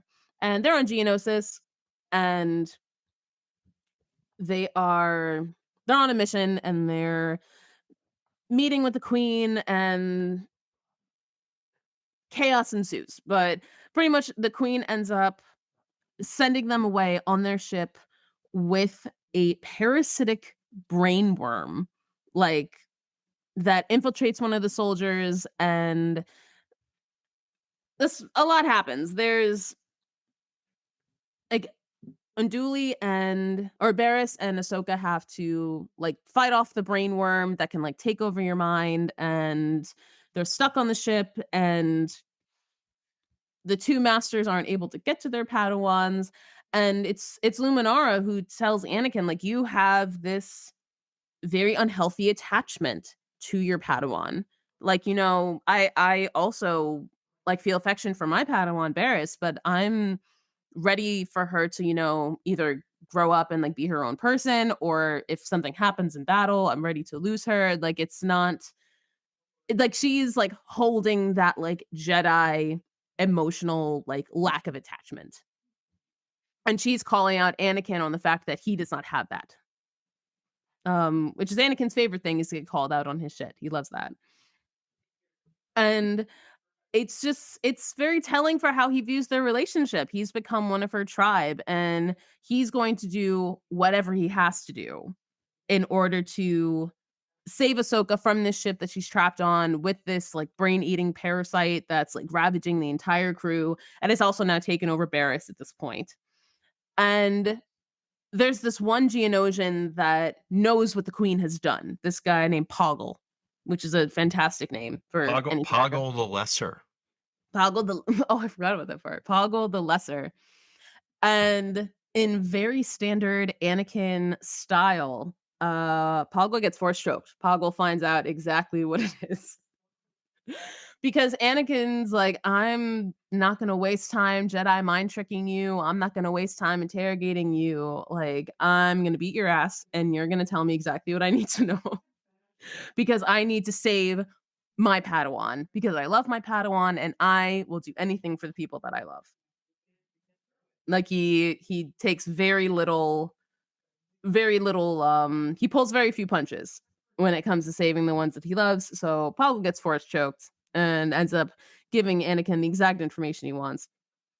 And he's even questioned on it later. Other Jedi ask him, like, "How did you get Poggle to talk? Like, Geonosians can't be Jedi mind tricked. Like, how'd you get him to give the information?" And Anakin's like, "That doesn't matter. What matters is we got the information. That's right.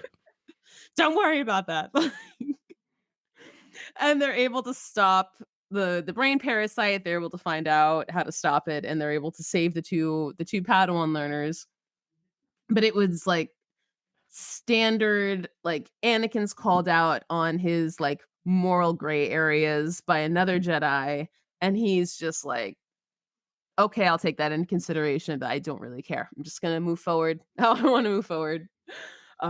Because I care about saving my Padawan. I care about saving the person that I love. Um, though I do love, and this comes in as a Tale of the Jedi episode.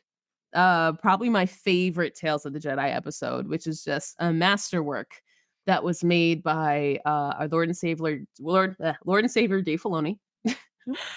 That was really just for the fans. And my favorite episode of Tales of the Jedi is when he teaches Ahsoka, like, he has, like, all the clones around her shooting at her, and she has to, like, defend herself, like, 360. And it's that training sequence where he feels her Jedi training isn't real world enough. It's not severe enough for what she'll face in the real world. And so he has her train with the clones shooting at her, and it's a training exercise. They shoot at her from all sides, and she has to defend herself 360. And it's grueling and it's harsh, and you're like, "Oh, he's being so cruel." But actually it's what saves her in Order 66. She hasn't been training with drones. She's been training with real clones. It's a Exactly. great episode. Oh my god. I was tearing up at the end of that. I was Yeah, like, "Not he gave her the tools that's right. to save herself in Order 66." I was moved. I was moved by that. And it's because it was one of the few moments of, I think, reasonable clarity that Anakin had where it's like, "I'm not always gonna be there to save you, and the best thing I can do for you to protect you is to teach you how to protect yourself." It is just like I 10 out of 10, no notes, Anakin. Your petulance took a break that day. You did exactly what you should have done. Yeah. It's a Yeah. beautiful Anakin Skywalker moment where you're like, "Oh, right, like, this is why you're the man. This is why you're the man." Like, we can pick him apart, we can criticize his lack of emotional maturity and all of that, but he won that day for sure. Yeah. Yeah, no doubt. Uh, oh my gosh, and then, of course, he goes back to the same stuff and, gaslighting his wife. But what's great about that season, there's a couple of other anecdotes too, and actually in the earlier season, I know we're jumping around a little bit, Yeah. but in the Malevolence storyline, the Malevolence kicks off season 1. Mhm. And during that episode arc, Anakin rashly leads the clone troopers into battle with Y-wing fighters, which for an old school fan, seeing a Y-wing fighter with its armor on gets you all tingly. But anyway, he leads them into battle against the Malevolence, and he actually leads them through a nebula that is a very high risk nebula. And he ends up getting some of his Yes. clone troopers killed because of that rash decision. It ends up being the right decision because they get to this medical treatment facility ahead of the separatists, and they're able to defend it, and it all works out well, and they end up stopping this mega ship, the Malevolence, that releases ion blasts and disable ships. But later on in that season, Ahsoka is leading her own squad, and she screws up, Yes. and he lets her have it. And he basically says, "You disobeyed orders." And he says explicitly, "I'm really disappointed in you." And I was a little bit put off by that, but it's like, because it was like, dude, you lost troopers. You made some rash decisions, and now you're holding your first year Padawan to an even higher standard than you were being held to, which really seems like kind of patently unfair to put her in that spot. So as protective as he was, he also, it feels like he makes some mistakes in his mentoring along the way. He gets better at it. Oh, He definitely definitely. gets better at it. But like as he's mentoring Ahsoka, he goes into hypocrisy territory a little bit Oh, by 100%. upbraiding her for making the exact same mistakes that he made in that very first season of Clone Wars. Yeah. Well, because you can't deny the fact that he's learning as he goes. Yeah. I mean, it's kind of like any parental figure. You're and you can attest to this as a dad, you're learning as you go. But I also think that while Ahsoka's moral conflict as an adult is that all she's known is war, Mm, Anakin didn't know anything about war. Like, he was raised as a Padawan. Yes, he, like, went into, like, fights and things like that and conflicts, but it wasn't an all-out war right. like what the Clone Wars was, and suddenly he had to learn not only how to be a warrior, but how to be a general, Yeah. and Yeah. had to lead these squadrons into, like, these tactical situations and not always make the right call. Like, he was so used to really being like, "Okay, I'm a Jedi and I'm here fighting with other Jedi, and so we're coming at it from a certain point of view, and now I have to lead this squadron of soldiers who are not force sensitive, who have weapons, and so we have to think tactically and we have to have, like, military strategy." And I guess I don't know to what extent Jedi are learning military strategy before the Clone Wars. Is it, they don't talk about that a lot. Why were the Jedi made generals, right? And in the last episode we spoke about how much power is thrust upon Anakin from a very, very young age. Mhm. You're the chosen one. You have abilities that nobody else has. You are keenly attuned to the Force. And then on top of all of that, after episode 1 and even after Attack of the Clones, he's made a general. He's given, access and responsibility to command a military with massive assault ships, cruisers, tanks, gunships, to unleash a lot of destruction and suffering upon the world. And I'm not trying to like both sides of the conflict. I mean, these are bad guys, and obviously, you need the tools to defeat the bad guys. But like all he knows in his very young life, what is he, 19, 20 at this point, Yeah. is in 22 BBY. is all he's ever known is being given more power. Yep. And I think that that kind of comes back to, the kind of crux of Anakin's character is that how much is too much? And when you're just given layers and layers of power and people to be responsible for, including the clones, who he also becomes attached to. I mean, he becomes attached to Rex, he becomes attached to Cody and Echo and Fives and what is it, Waxer and Mhm. Boyle. And I love the clones and these names they get. I And I'm like, I don't know. I love the Other than clones. some creative facial hair and a dye job, I don't know how these guys tell each other apart. Because Mhm. because going into Attack of the Clones, there are like 1.2 million clones, right? There's Right. 200 that go into service right away, 200,000 that go into service right away, and there's another million that are in the pipeline. And you're like, how the heck do the Jedi generals distinguish between all these clones if they don't have like a name and Right. basic written on their armor? But Well, I think well, that's the interesting thing about the clones is that they're individuals which they develop they spend so much storyline talking about how the clones are individuals, but are they clones? And you have the people that care about the clones as individuals and the people that don't even see the clones as human. yeah, And it's there's gonna be episodes on the clones. yeah, Like Rex is getting an episode, Echo's definitely getting an right, episode. right. Oh my But god. I just love how like a clone gets a name like, Boyle or Wooly, and there's no backstory on why they get that name. It's like, Right. hey, there's Skippy, and there's and there's Seamus, and there's Skip-a-Doodle, and like you're just like, where do these names come from? But Right, I but except Fives. The only one not imaginative is Fives. Yeah, yeah. But I think it's interesting that, like, because they get names and because they have the ability to be creative and have critical thinking, and even the clones develop compassion along the way as well. Yep. Because the OG clones are pretty much they're pretty militaristic.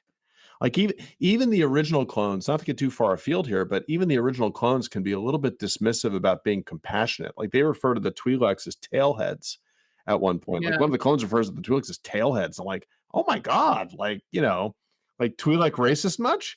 And so, but even so, because they have their own unique identities, Anakin develops relationships with them, and he develops compassion for them.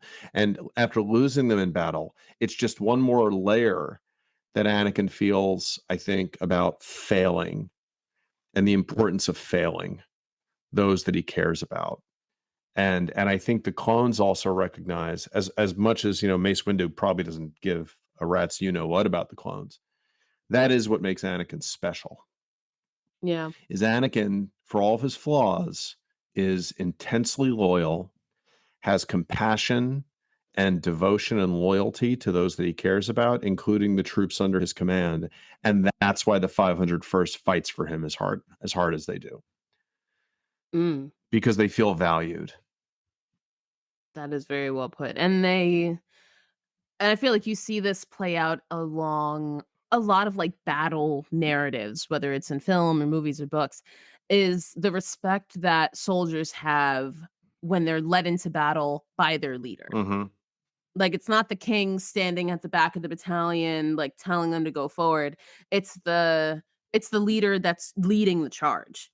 And Anakin will lead every charge. He will lead every mission. And he's in it with them, not only showing them respect, but also being like, "I'll put my life on the line for you." Yeah. And they give him that same respect back, and you're 100%. And that's how they feel about Anakin, and that's what he instills in Ahsoka. Yeah. And by the time we get to season 2, though, it's obvious that everybody has contempt for Anakin, like those that are actually in charge of things, right?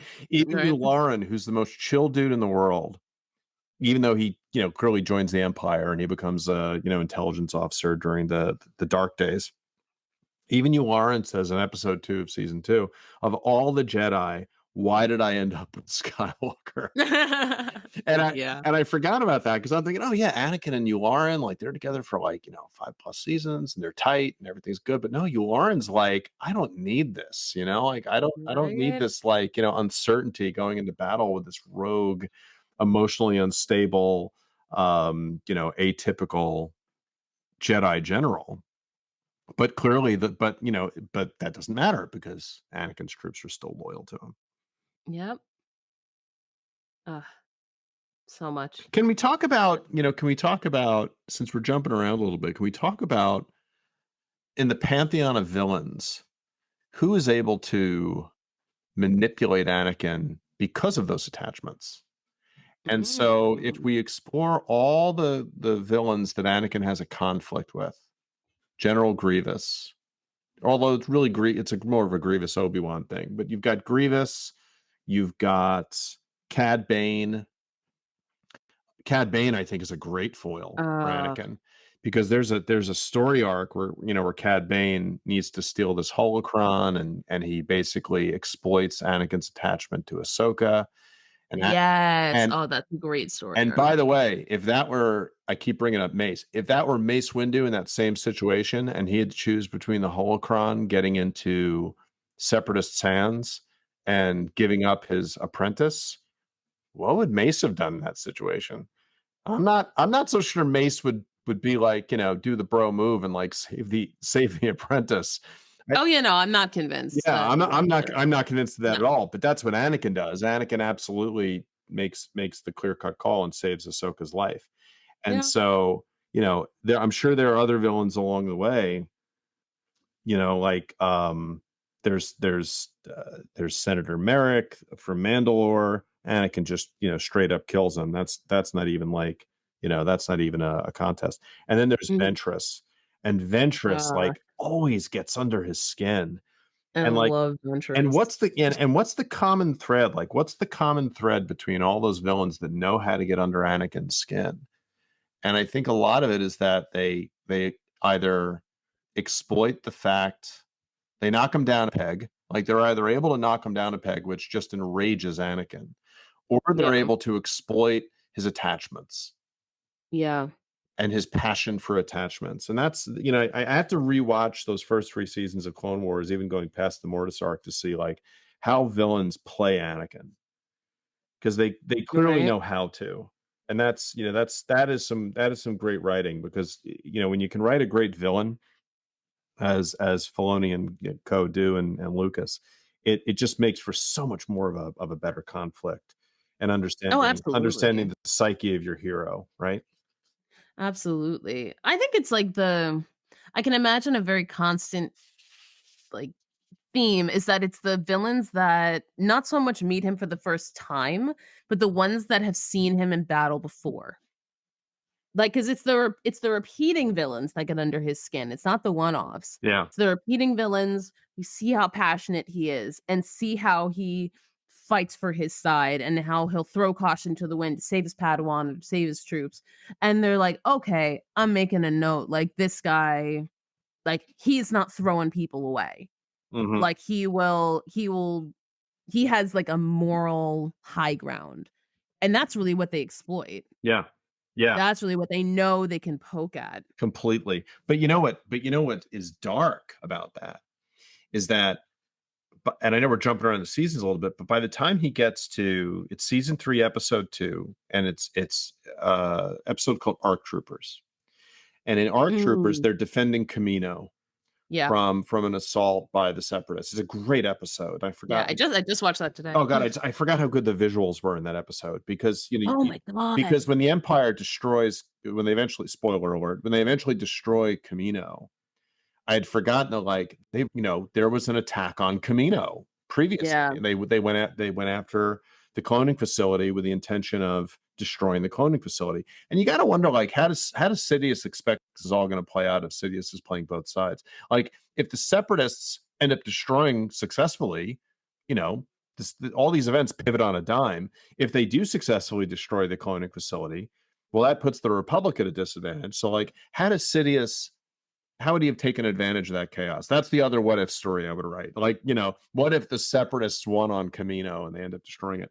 But the clones get a hold of Ventress, Mhm. who tries to leave with clone DNA, Yeah. and they capture her. And Anakin says, Ventress is like, well, what are you gonna arrest me? And Anakin says, oh no, I plan to let the clones execute you right now. I don't think he's kidding. Oh, definitely not. Like, by 100% that not. time in the relationship, she's gotten the better of him so often, and in Legend was the one that was responsible for the scar on his eye, that you're thinking he might just let them do it. Like, he might Oh, let some 100%. bloodthirsty clones just take out Asajj Ventress, and you're like, "Oh, I mean, think of how many people he's just murdered. oh yeah, oh for sure, Like oh anyone who thinks that Clone Wars is for children, you watched Anakin Skywalker murder plenty of oh people. my Just like goodness, scut lightsaber right through the chest, or like yeah, that one time he just remember that time he just like threw a spear into that guy's chest yeah, and threw him back against that chair. And I was like, damn. yeah, yeah." There have been there's the arc, and I believe it's season 2. It's the arc where they go back to Geonosis. Poggle Lesser's gone at this point, but they've got to re-attack. They've got to they've got to visit Geonosis again to take out a droid factory, and it's a multi-episode arc. Great arc. And the amount of killing and like Vietnam, type of just atrocities that are happening during Yeah. that episode. I mean, they're setting Geonosians on fire. Yeah. And like, No, there's right, not robots, not the droid army. They're setting Geonosians on fire, and the Geonosians are yeah. giving as good as they get. But I'm like, how did they get this on Cartoon Network? Like this, Right on like Cartoon Network. this is so dark.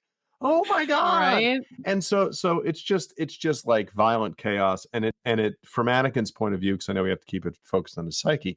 But in terms of desensitizing somebody to the horrors of war and violence, Yep. by the time he gets to, offing Asajj Ventress, after all the other stuff that's gone before, right? That's a Yeah, no-brainer. that's PG for Yeah, him. it's Like, totally yeah, it's totally PG, and she'll probably, she'll get off yeah, camera or something.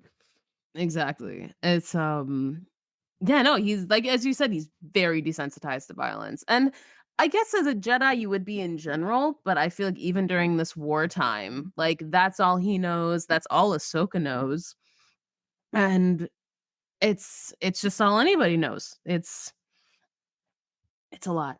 It's Yeah. a lot. Yeah, for sure. And even, when it comes to killing, when they're saving Satine in that story arc in season 2, I mean, Mandalorians are just getting offed left and right. There's no shortage of carnage at the hands of Anakin Skywalker. I mean, he's pretty direct. Definitely not. And that's and there's that great scene at the end where there's the guy that's gonna blow up the ship and he's like, which one of you will mark yourself a That's cold that's great. cold-blooded killer? Which one of you will mark yourself a cold-blooded killer? Which one of you? And Anakin straight through the chest. Yeah. Just like boom, captures the trigger, and Satine looks mortified, and Obi-Wan's like, Anakin, Anakin. what? What's he doing? What? And he's like, he's Yeah. gonna blow up the ship. What? Yeah, like Like what's he his like? reaction was so casual. He's like, he was gonna blow up the ship. Yeah, what's What? what's he what's Like, he scolding Anakin for? Anakin just saved the day. But again, that's like if you're, an 8-year-old kid watching that and you just watch another human being take a lightsaber like through the back of the chest. Oof. right? Yeah, Right through the spine. yeah, yeah, seriously. You have to That will not cauterize. That will no, not cauterize. no doubt, no doubt. Shall we jump into the Mortis arc? We should jump into the Mortis arc. This is the good stuff. I love the Mortis Gods. I think they're so interesting. And what a risk! So What a risk, by the way. Now, keep in mind, Dave Filoni directed the Clone Wars movie, and Dave Filoni was the supervising director from the outset of the Clone Wars. But my goodness, like this is, on rewatch, it's an extraordinarily brave story arc, considering it what's is gone before, right? because it's so big. It's so pivotal. Yeah, Where it's like you're saying when you talk about time travel and you're like events that can't be changed, like things that are set in time, it's like this is some set in time information. Like this is like, oh, the one, like the one family, the Mortis gods, the light, the dark, and the balance. Like you are putting some definitive stuff into the Star Wars universe. yeah, Very interesting. yeah. And it might be the first time in the entirety of canon where Anakin is asked for his opinion, or he gives his opinion about being the chosen one. At Right? no point has Anakin ever said, "What do you think about this, you being the chosen one?" And Anakin says for the first time, "Well, I think it's a bunch of BS." Yeah, it's a myth. Yeah, Like, like, "I'm just trying to do my thing and be the best Jedi I can be. I don't know about this chosen one stuff." right? Um, yes, and you know what? And this is someone, because I guess you could consider the son an enemy. Like he's an enemy figure in this, even though when you get into like the morality of like light versus dark, like Jedi versus Sith, and it's even the daughter says it, like it's not his fault. It's his nature to be selfish, just like my nature is to be selfless. Mhm. And so it's like, is the son the bad guy here? I don't know. Like, but it George Lucas said, "History doesn't repeat, but it rhymes," right? Like, it's like mm, poetry, it rhymes. And right, yep, and that exchange between the daughter and the father is so perfect because it's a complete match to the conversation between Padme and Kenobi later. exactly. He can't help it. There's still good in him. It was fate. It was his nature or whatever you wanna call it. Yes. And but it's like you said before, it's a villain who plays on Anakin's on Anakin's kindness and really in particular his trauma. Yes. Because Yes. once he like they land on this planet, like they get called to this planet Mortis, this mysterious planet. They don't know how they got there. It's Anakin, Kenobi, and Ahsoka. And this figure called the daughter approaches them and starts saying, "Oh, I have to bring you to the father. Like you are the one. I have to bring you to the father." And the daughter and Anakin get separated from Kenobi and Ahsoka, and they go on to meet the father. And the father is this kind of mysterious figure. You don't learn about him a lot about him essentially. And he's like, "Oh, you will stay here as my guest tonight." Why Anakin then chooses to go to sleep in this strange Hmm. place with these strange figures, I don't know, but I guess he's tired. So he actually goes to sleep and is then presented with these haunting visions of his mother waking him up and talking to him and asking him all these traumatizing questions.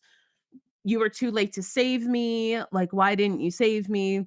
Um, your wife is going to be your downfall." They're saying all these horrible things. And then he wakes up, he approaches the father, and then the father then kind of sets up like why he's here. He's like, "You are the chosen one. You are here to bring balance to the world. Like, let's find out one way or another." And that's when he tells him, like, the chosen one is a myth. Like, there's no truth to that. And that's when he tells him, "My daughter is the light, my son is the dark, and I am the balance. And you are here to take my place. Like, you are here to replace me. You are the chosen one who will bring balance to the forest. I'm dying, and you have to stay here and take my place." Um, which is also a very interesting concept, as if they're meant to be the Mortis gods, like, how can they die? Mm. What is this entity made of? And also, I guess, like, there's always so many questions with the Force, because you have these Force-using entities such as this, but then and I'm not jumping around, but I guess I'm interceding a note from Rebels. The Rebels animated series that comes after Order 66, when Kanan Jarrus is on that planet and meets that, like, Force god. Oh, the Bendu. Ah, yes, the Bendu. Thank The you. Bendu. I was about to Google it. See, as you're like Wikipedia. You're walking Wikipedia. I am the Thank you.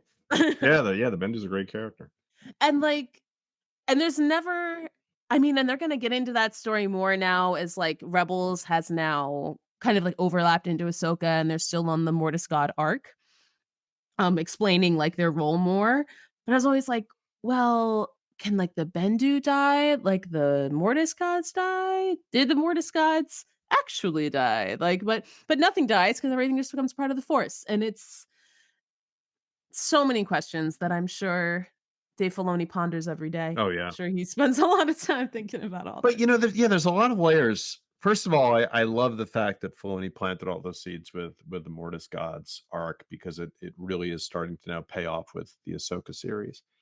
Um, but bringing it back to Anakin, it really the whole arc, that 3-story arc, that 3-episode arc, it's like a fever dream.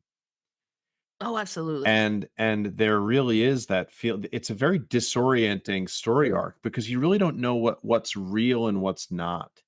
But Right? you know that by the end of it, Anakin, Ahsoka, and Kenobi and Obi-Wan have all gone through this experience together.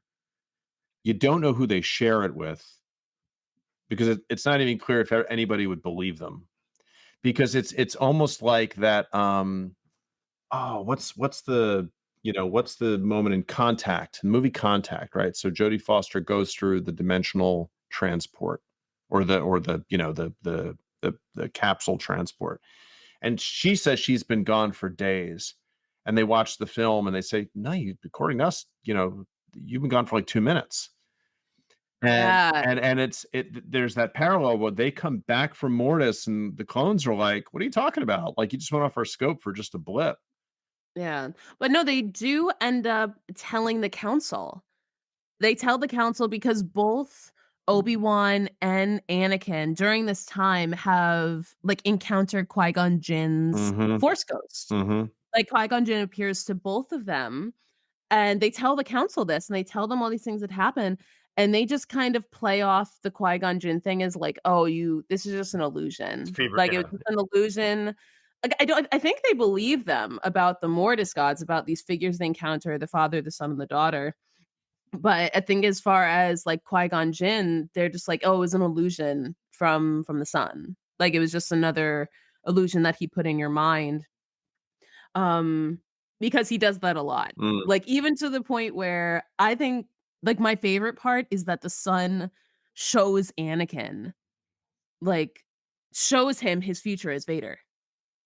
That's always my favorite part of this story arc is that he sees everything. He is shown his fall to the dark side, what instigates it. Like, he learns everything that's coming, and it completely makes him turn against Obi-Wan, like, "No, the Jedi are gonna cause this. I have to stop it. I have to do what I can to, like, make this future not happen." And he is shown, not, I guess, shown the light, but he's shown the dark. Don't you love that they all get a vision though? So like Obi-Wan gets his vision moment with Qui-Gon, right? Ahsoka gets it with herself, Yeah, Ahsoka gets it with her her older adult self. self, and her adult self is saying, "You've got to leave that man." Right, you gotta run, saying, this isn't gonna work out for you, hon. Yeah, You need to go." yeah, Like, that's fantastic. But that was the great. the Qui-Gon vision is frustrating because like Qui-Gon's just spitting out platitudes. He's spitting out, force training platitudes. And then he tells Obi-Wan, find another way to get out of the situation. Um, Right? but by the time it gets to Anakin's vision, I don't think as a fan, I remember seeing that for the first time and I'm like, oh, okay, I wasn't ready for that. Like Anakin's actually shown his dark future because you always thought Anakin because you've seen Revenge of the Sith at this point. So at no Yeah. point in Revenge of the Sith do you get the vibe that Anakin knew what was coming or that he had some sort of premonition about this. And then the fact that they decide to give Anakin that show him that future and conveniently, wipe his mind later. That always leaves a residue behind, right? Like even if the father kind of like erased his memory and pulled a Men in Black on him, is he really truly does he lose all of that intuition that like things are going to go south one day, or that Yeah. he's fated for a tragic future? I don't know. Yeah. I feel like after that moment, his, like, the little blips of his, like, his dark side is showing. Mm, I feel like they ramp up after this. yes. Like, you see them so much more because maybe in his subconscious, maybe he knows, like, this is what I have to do for power. This is what I have to do to save the ones I love, because I feel like his protection of, because so many things go on, and, like, I don't wanna spoil it for the next episode, as we'll get into his fall to the dark side, but it all really ramps up, like, his jealousy and conflicts with Padme and their relationship, like, his relationship with Obi-Wan and trust of the council really starts to deteriorate, everything that's gonna happen with Ahsoka, and his attachment to her and then, like, his feeling of abandonment. And I feel like this is like, there like, I mean, this is why we picked this point to stop because the Mortis arc is such a turning point. Yeah. Yeah. Like, his association, like, whatever like, what happens on Mortis changes everything. Ahsoka dies. She's she actually dies, and the daughter sacrifices herself to use Anakin as a conduit to bring Ahsoka back to life, and that's how she dies, and then, of course, they defeat the son and kill him, and for the father who also dies, everyone dies. Mm. For the father, this is a example of Anakin bringing balance to the Force, that you were able to defeat both the light and the dark, like, is even more telling, and he leaves with that, like, this is after the father has, like, cleared his mind, so he leaves with the fact that, the daughter's dead, the son is dead, and the father thought that I was meant to bring all of this about. So even though he doesn't leave Mortis with the information about his dark future, he still leaves with, like, kind of this, like, doubled down confirmation Mm. that he is the chosen one, that, like, in this situation, like, he brought some sort of impromptu balance to the Force. And so that probably just continues to mess with his mind as it kind of has his whole life, this whole concept of I am the chosen one. I have to bring the balance. I have the power. What does that mean for me? What does that mean for the Jedi and the people around me? Do I know best? Does Obi-Wan know best? Did Qui-Gon know best? Does Yoda know best? Like, Yeah. Yeah. And there's not I'll tell you what, there's not if you cycle through the remaining seasons, Anakin gets somewhat relegated to the background after that. So that by the time because they so much else so much happens. else I know there's so many other great story arcs that happen, but when they use him sparingly and they do bring him out in the later seasons, that darkness definitely comes through. Oh, 100%. Like, he never really goes back to like, he's not Sky Guy anymore. He's not lighthearted. It's always very heavy, and it's always either very heavy or it's his interactions with Palpatine because you see not only what, like, Sidious is doing on the side in regards to, like, Darth Maul and everything going on with, like, the larger plan, but then all of his interactions with Anakin are part of, like, the gaslighting and part of the manipulation. Yeah. Um, and yeah, as you said, there's so many other great storylines going on. Like, Ahsoka is developing. You have everything going on in Mandalore. You have everything with Darth Maul. You have so much going on in Clone Wars. It's glorious. Um, and yeah, and you really only find those Anakin centric episodes in the first half. Yeah. Yeah.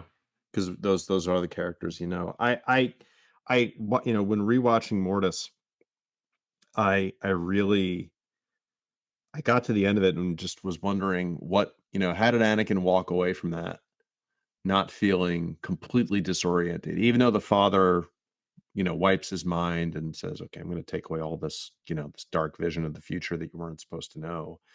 He knows enough to Yeah. know that he is the chosen one. Yep. He knows enough to know that he has a connection to the force that is, exceptional and the father wants him to, take his place. So that's a huge burden to bear. With all the Right. other power that he's been given, now he's basically being told you are a critical nexus of the force and you have a unique role to play in the universe, the universal balance of the force, or the force of the universe, as they call it at one point in the arc. And I don't think many of us could handle that kind of pressure, you know? Certainly not at 21. Yeah, I'd really look for as many opportunities to, to peace out at that point, or Right. look for somebody who could, it really all does weave together. He just wants to fix things. He doesn't deal in ambiguities and grays. Yeah. And so when the chancellor comes along and really is his conduit to say, I can show you how to save the people you love, but you've got to make some compromises about your relationship with the Force. It's no wonder he's so malleable at that point. Yeah. Oh, yeah, he's just rife for it. Oh yeah. It just plays right into the hands of that whole situation. And I mean, it's also he's been at it a long time and has just I mean, that's what grooming is. That's what grooming it's the long game. Uh-huh. And that's what the Sith know how to do is play the long game. And yeah, Anakin's just a perfect example of somebody who's searching, who's always searching and is just never able to comfortably put all his eggs in one basket. Yeah. I think he tries to do that with Padme and just can't. And like they're because also remember, they've only been secret married for like a year or two.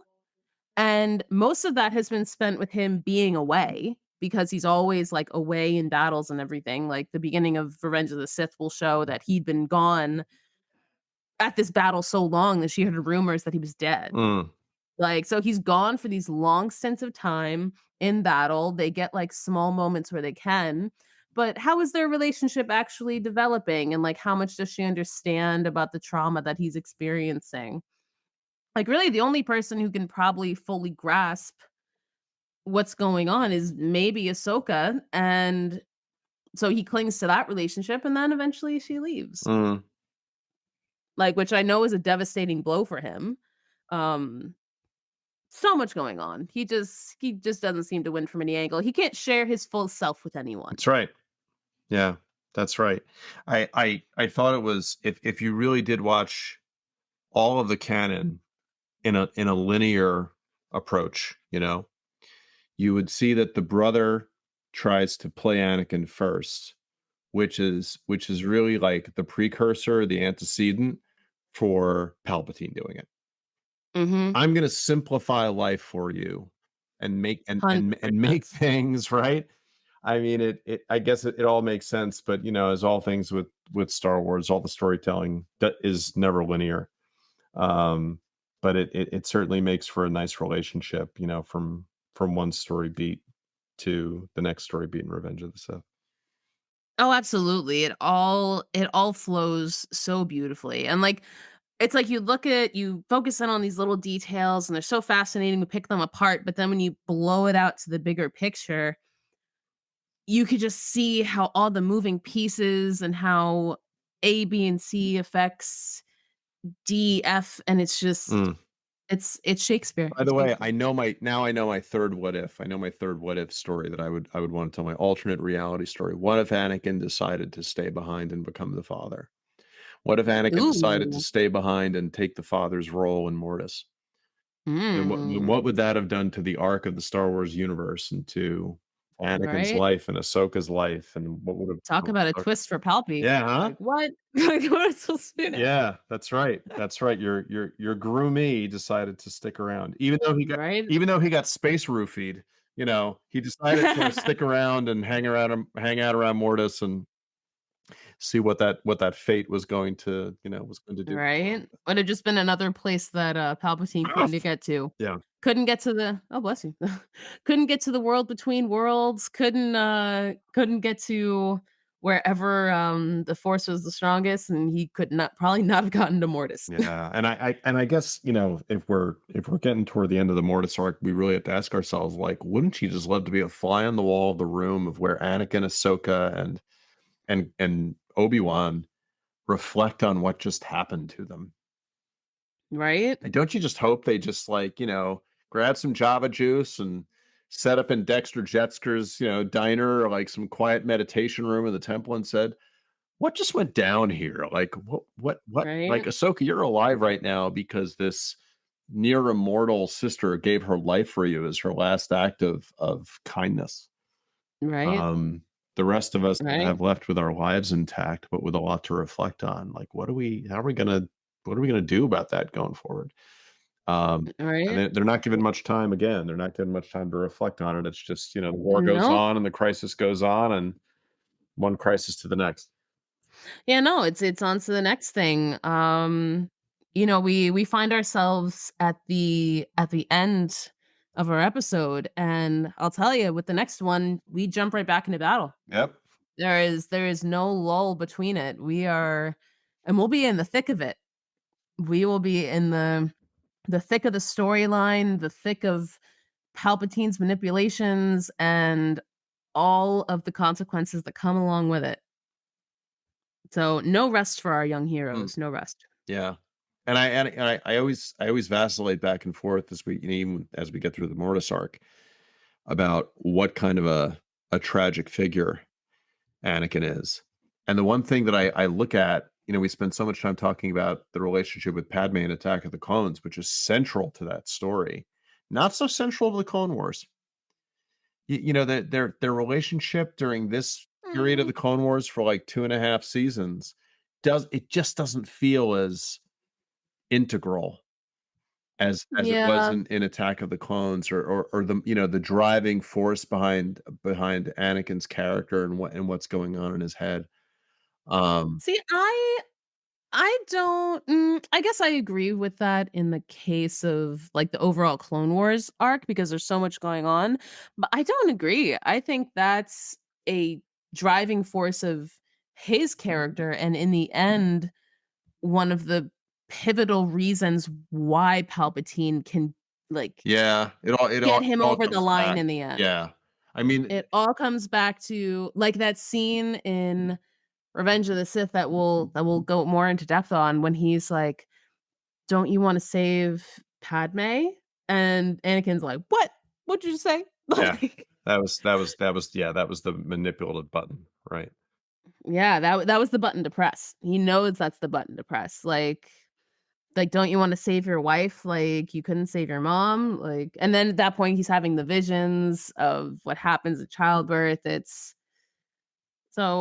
I understand what you mean, that it doesn't become it's not at the forefront of the Clone Wars story because there's so much going on with the Clone Yeah. Wars And story. there's other territory they have to mine on where, where else Anakin's invested in. And it can't just be all about the relationship with Padme. Yeah. It's the I mean, relationship it's with Ahsoka, it's the relationship with the clones, it's the relationship with R2D2, it's the relationship with, exactly. there's more there. This is why we're only 2/3 of the way through the trilogy arc, That's right. because there was so much to parse out about Anakin before the fall. Like, imagine me trying to do this all in one episode. Oh, forget it. Oh, Forget it. forget We it. do trilogies. Forget it. We do Gosh darn. we do when it's necessary, we do a Amen to trilogy. that.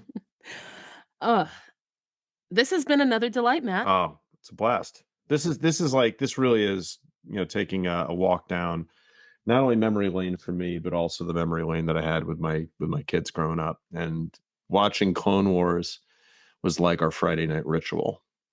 And now having to rewatch it, it really peels back a lot of layers on why we were so invested in it. Because at the end of the day, these were great characters and Right? very fully realized and well written. And it's not good versus evil. They really took the opportunity to take what could have been otherwise kind of one-dimensional archetypes and make them more complex. And that's what keeps you coming back as a fan. So I'm glad the franchise, and since we between episodes, it was announced that Dave Filoni is now the chief creative officer in charge of these characters in the Star Wars franchise as a whole. And I Yeah. couldn't be happier. I just Oh, think it has so much promise for decades to come. So yeah, there's some interesting stuff on the horizon for us as fans. I mean, it's a big galaxy, and there's no shortage of stories to tell and narratives to flesh out, and, yeah, no, Filoni is just the perfect person to be at the Yeah, helm. It's who else was it gonna be? that's right. Yeah. That's right. Going on nearly now, what, over 15 years, Dave Filoni. Bless his Go heart. get him, Bless his kid, heart, you and know? bless his heart and his hat. That's I like the hat. that's that's right. That's right. Don't discriminate against cowboys, yo. It's never, never. Never, never, never. Uh, Matt, until next time, we will return with what will it be? Episode 5, the beginning of the fall, the Clone Wars to Revenge of the Sith. So, back get to watching. Nice. Back to research with you. Love it. Love it, love it, love it. See you soon. All right. Thank you.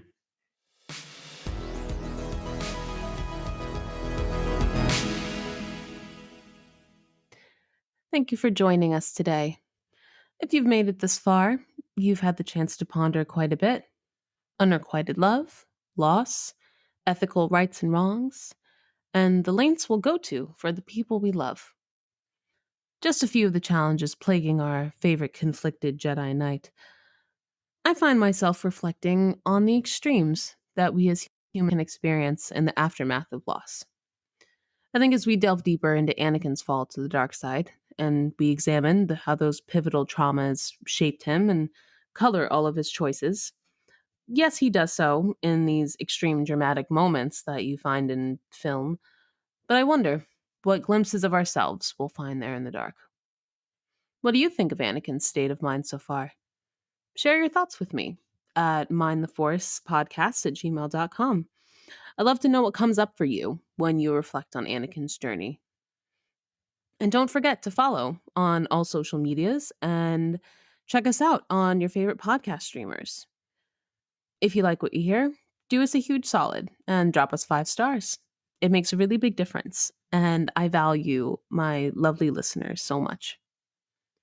Now, on the next episode of Mind the Force, I sit down with licensed mental health practitioner and co host of the Millennial Babes podcast, Bria Spencer. I'll get Bria's take on some of the pivotal moments of Anakin's life and get into why it's not easy being a strong, independent woman, near or far, far away. I'm Christine McPartlin, and that concludes this installment of Mind the Force. See you next time, and stay mindful.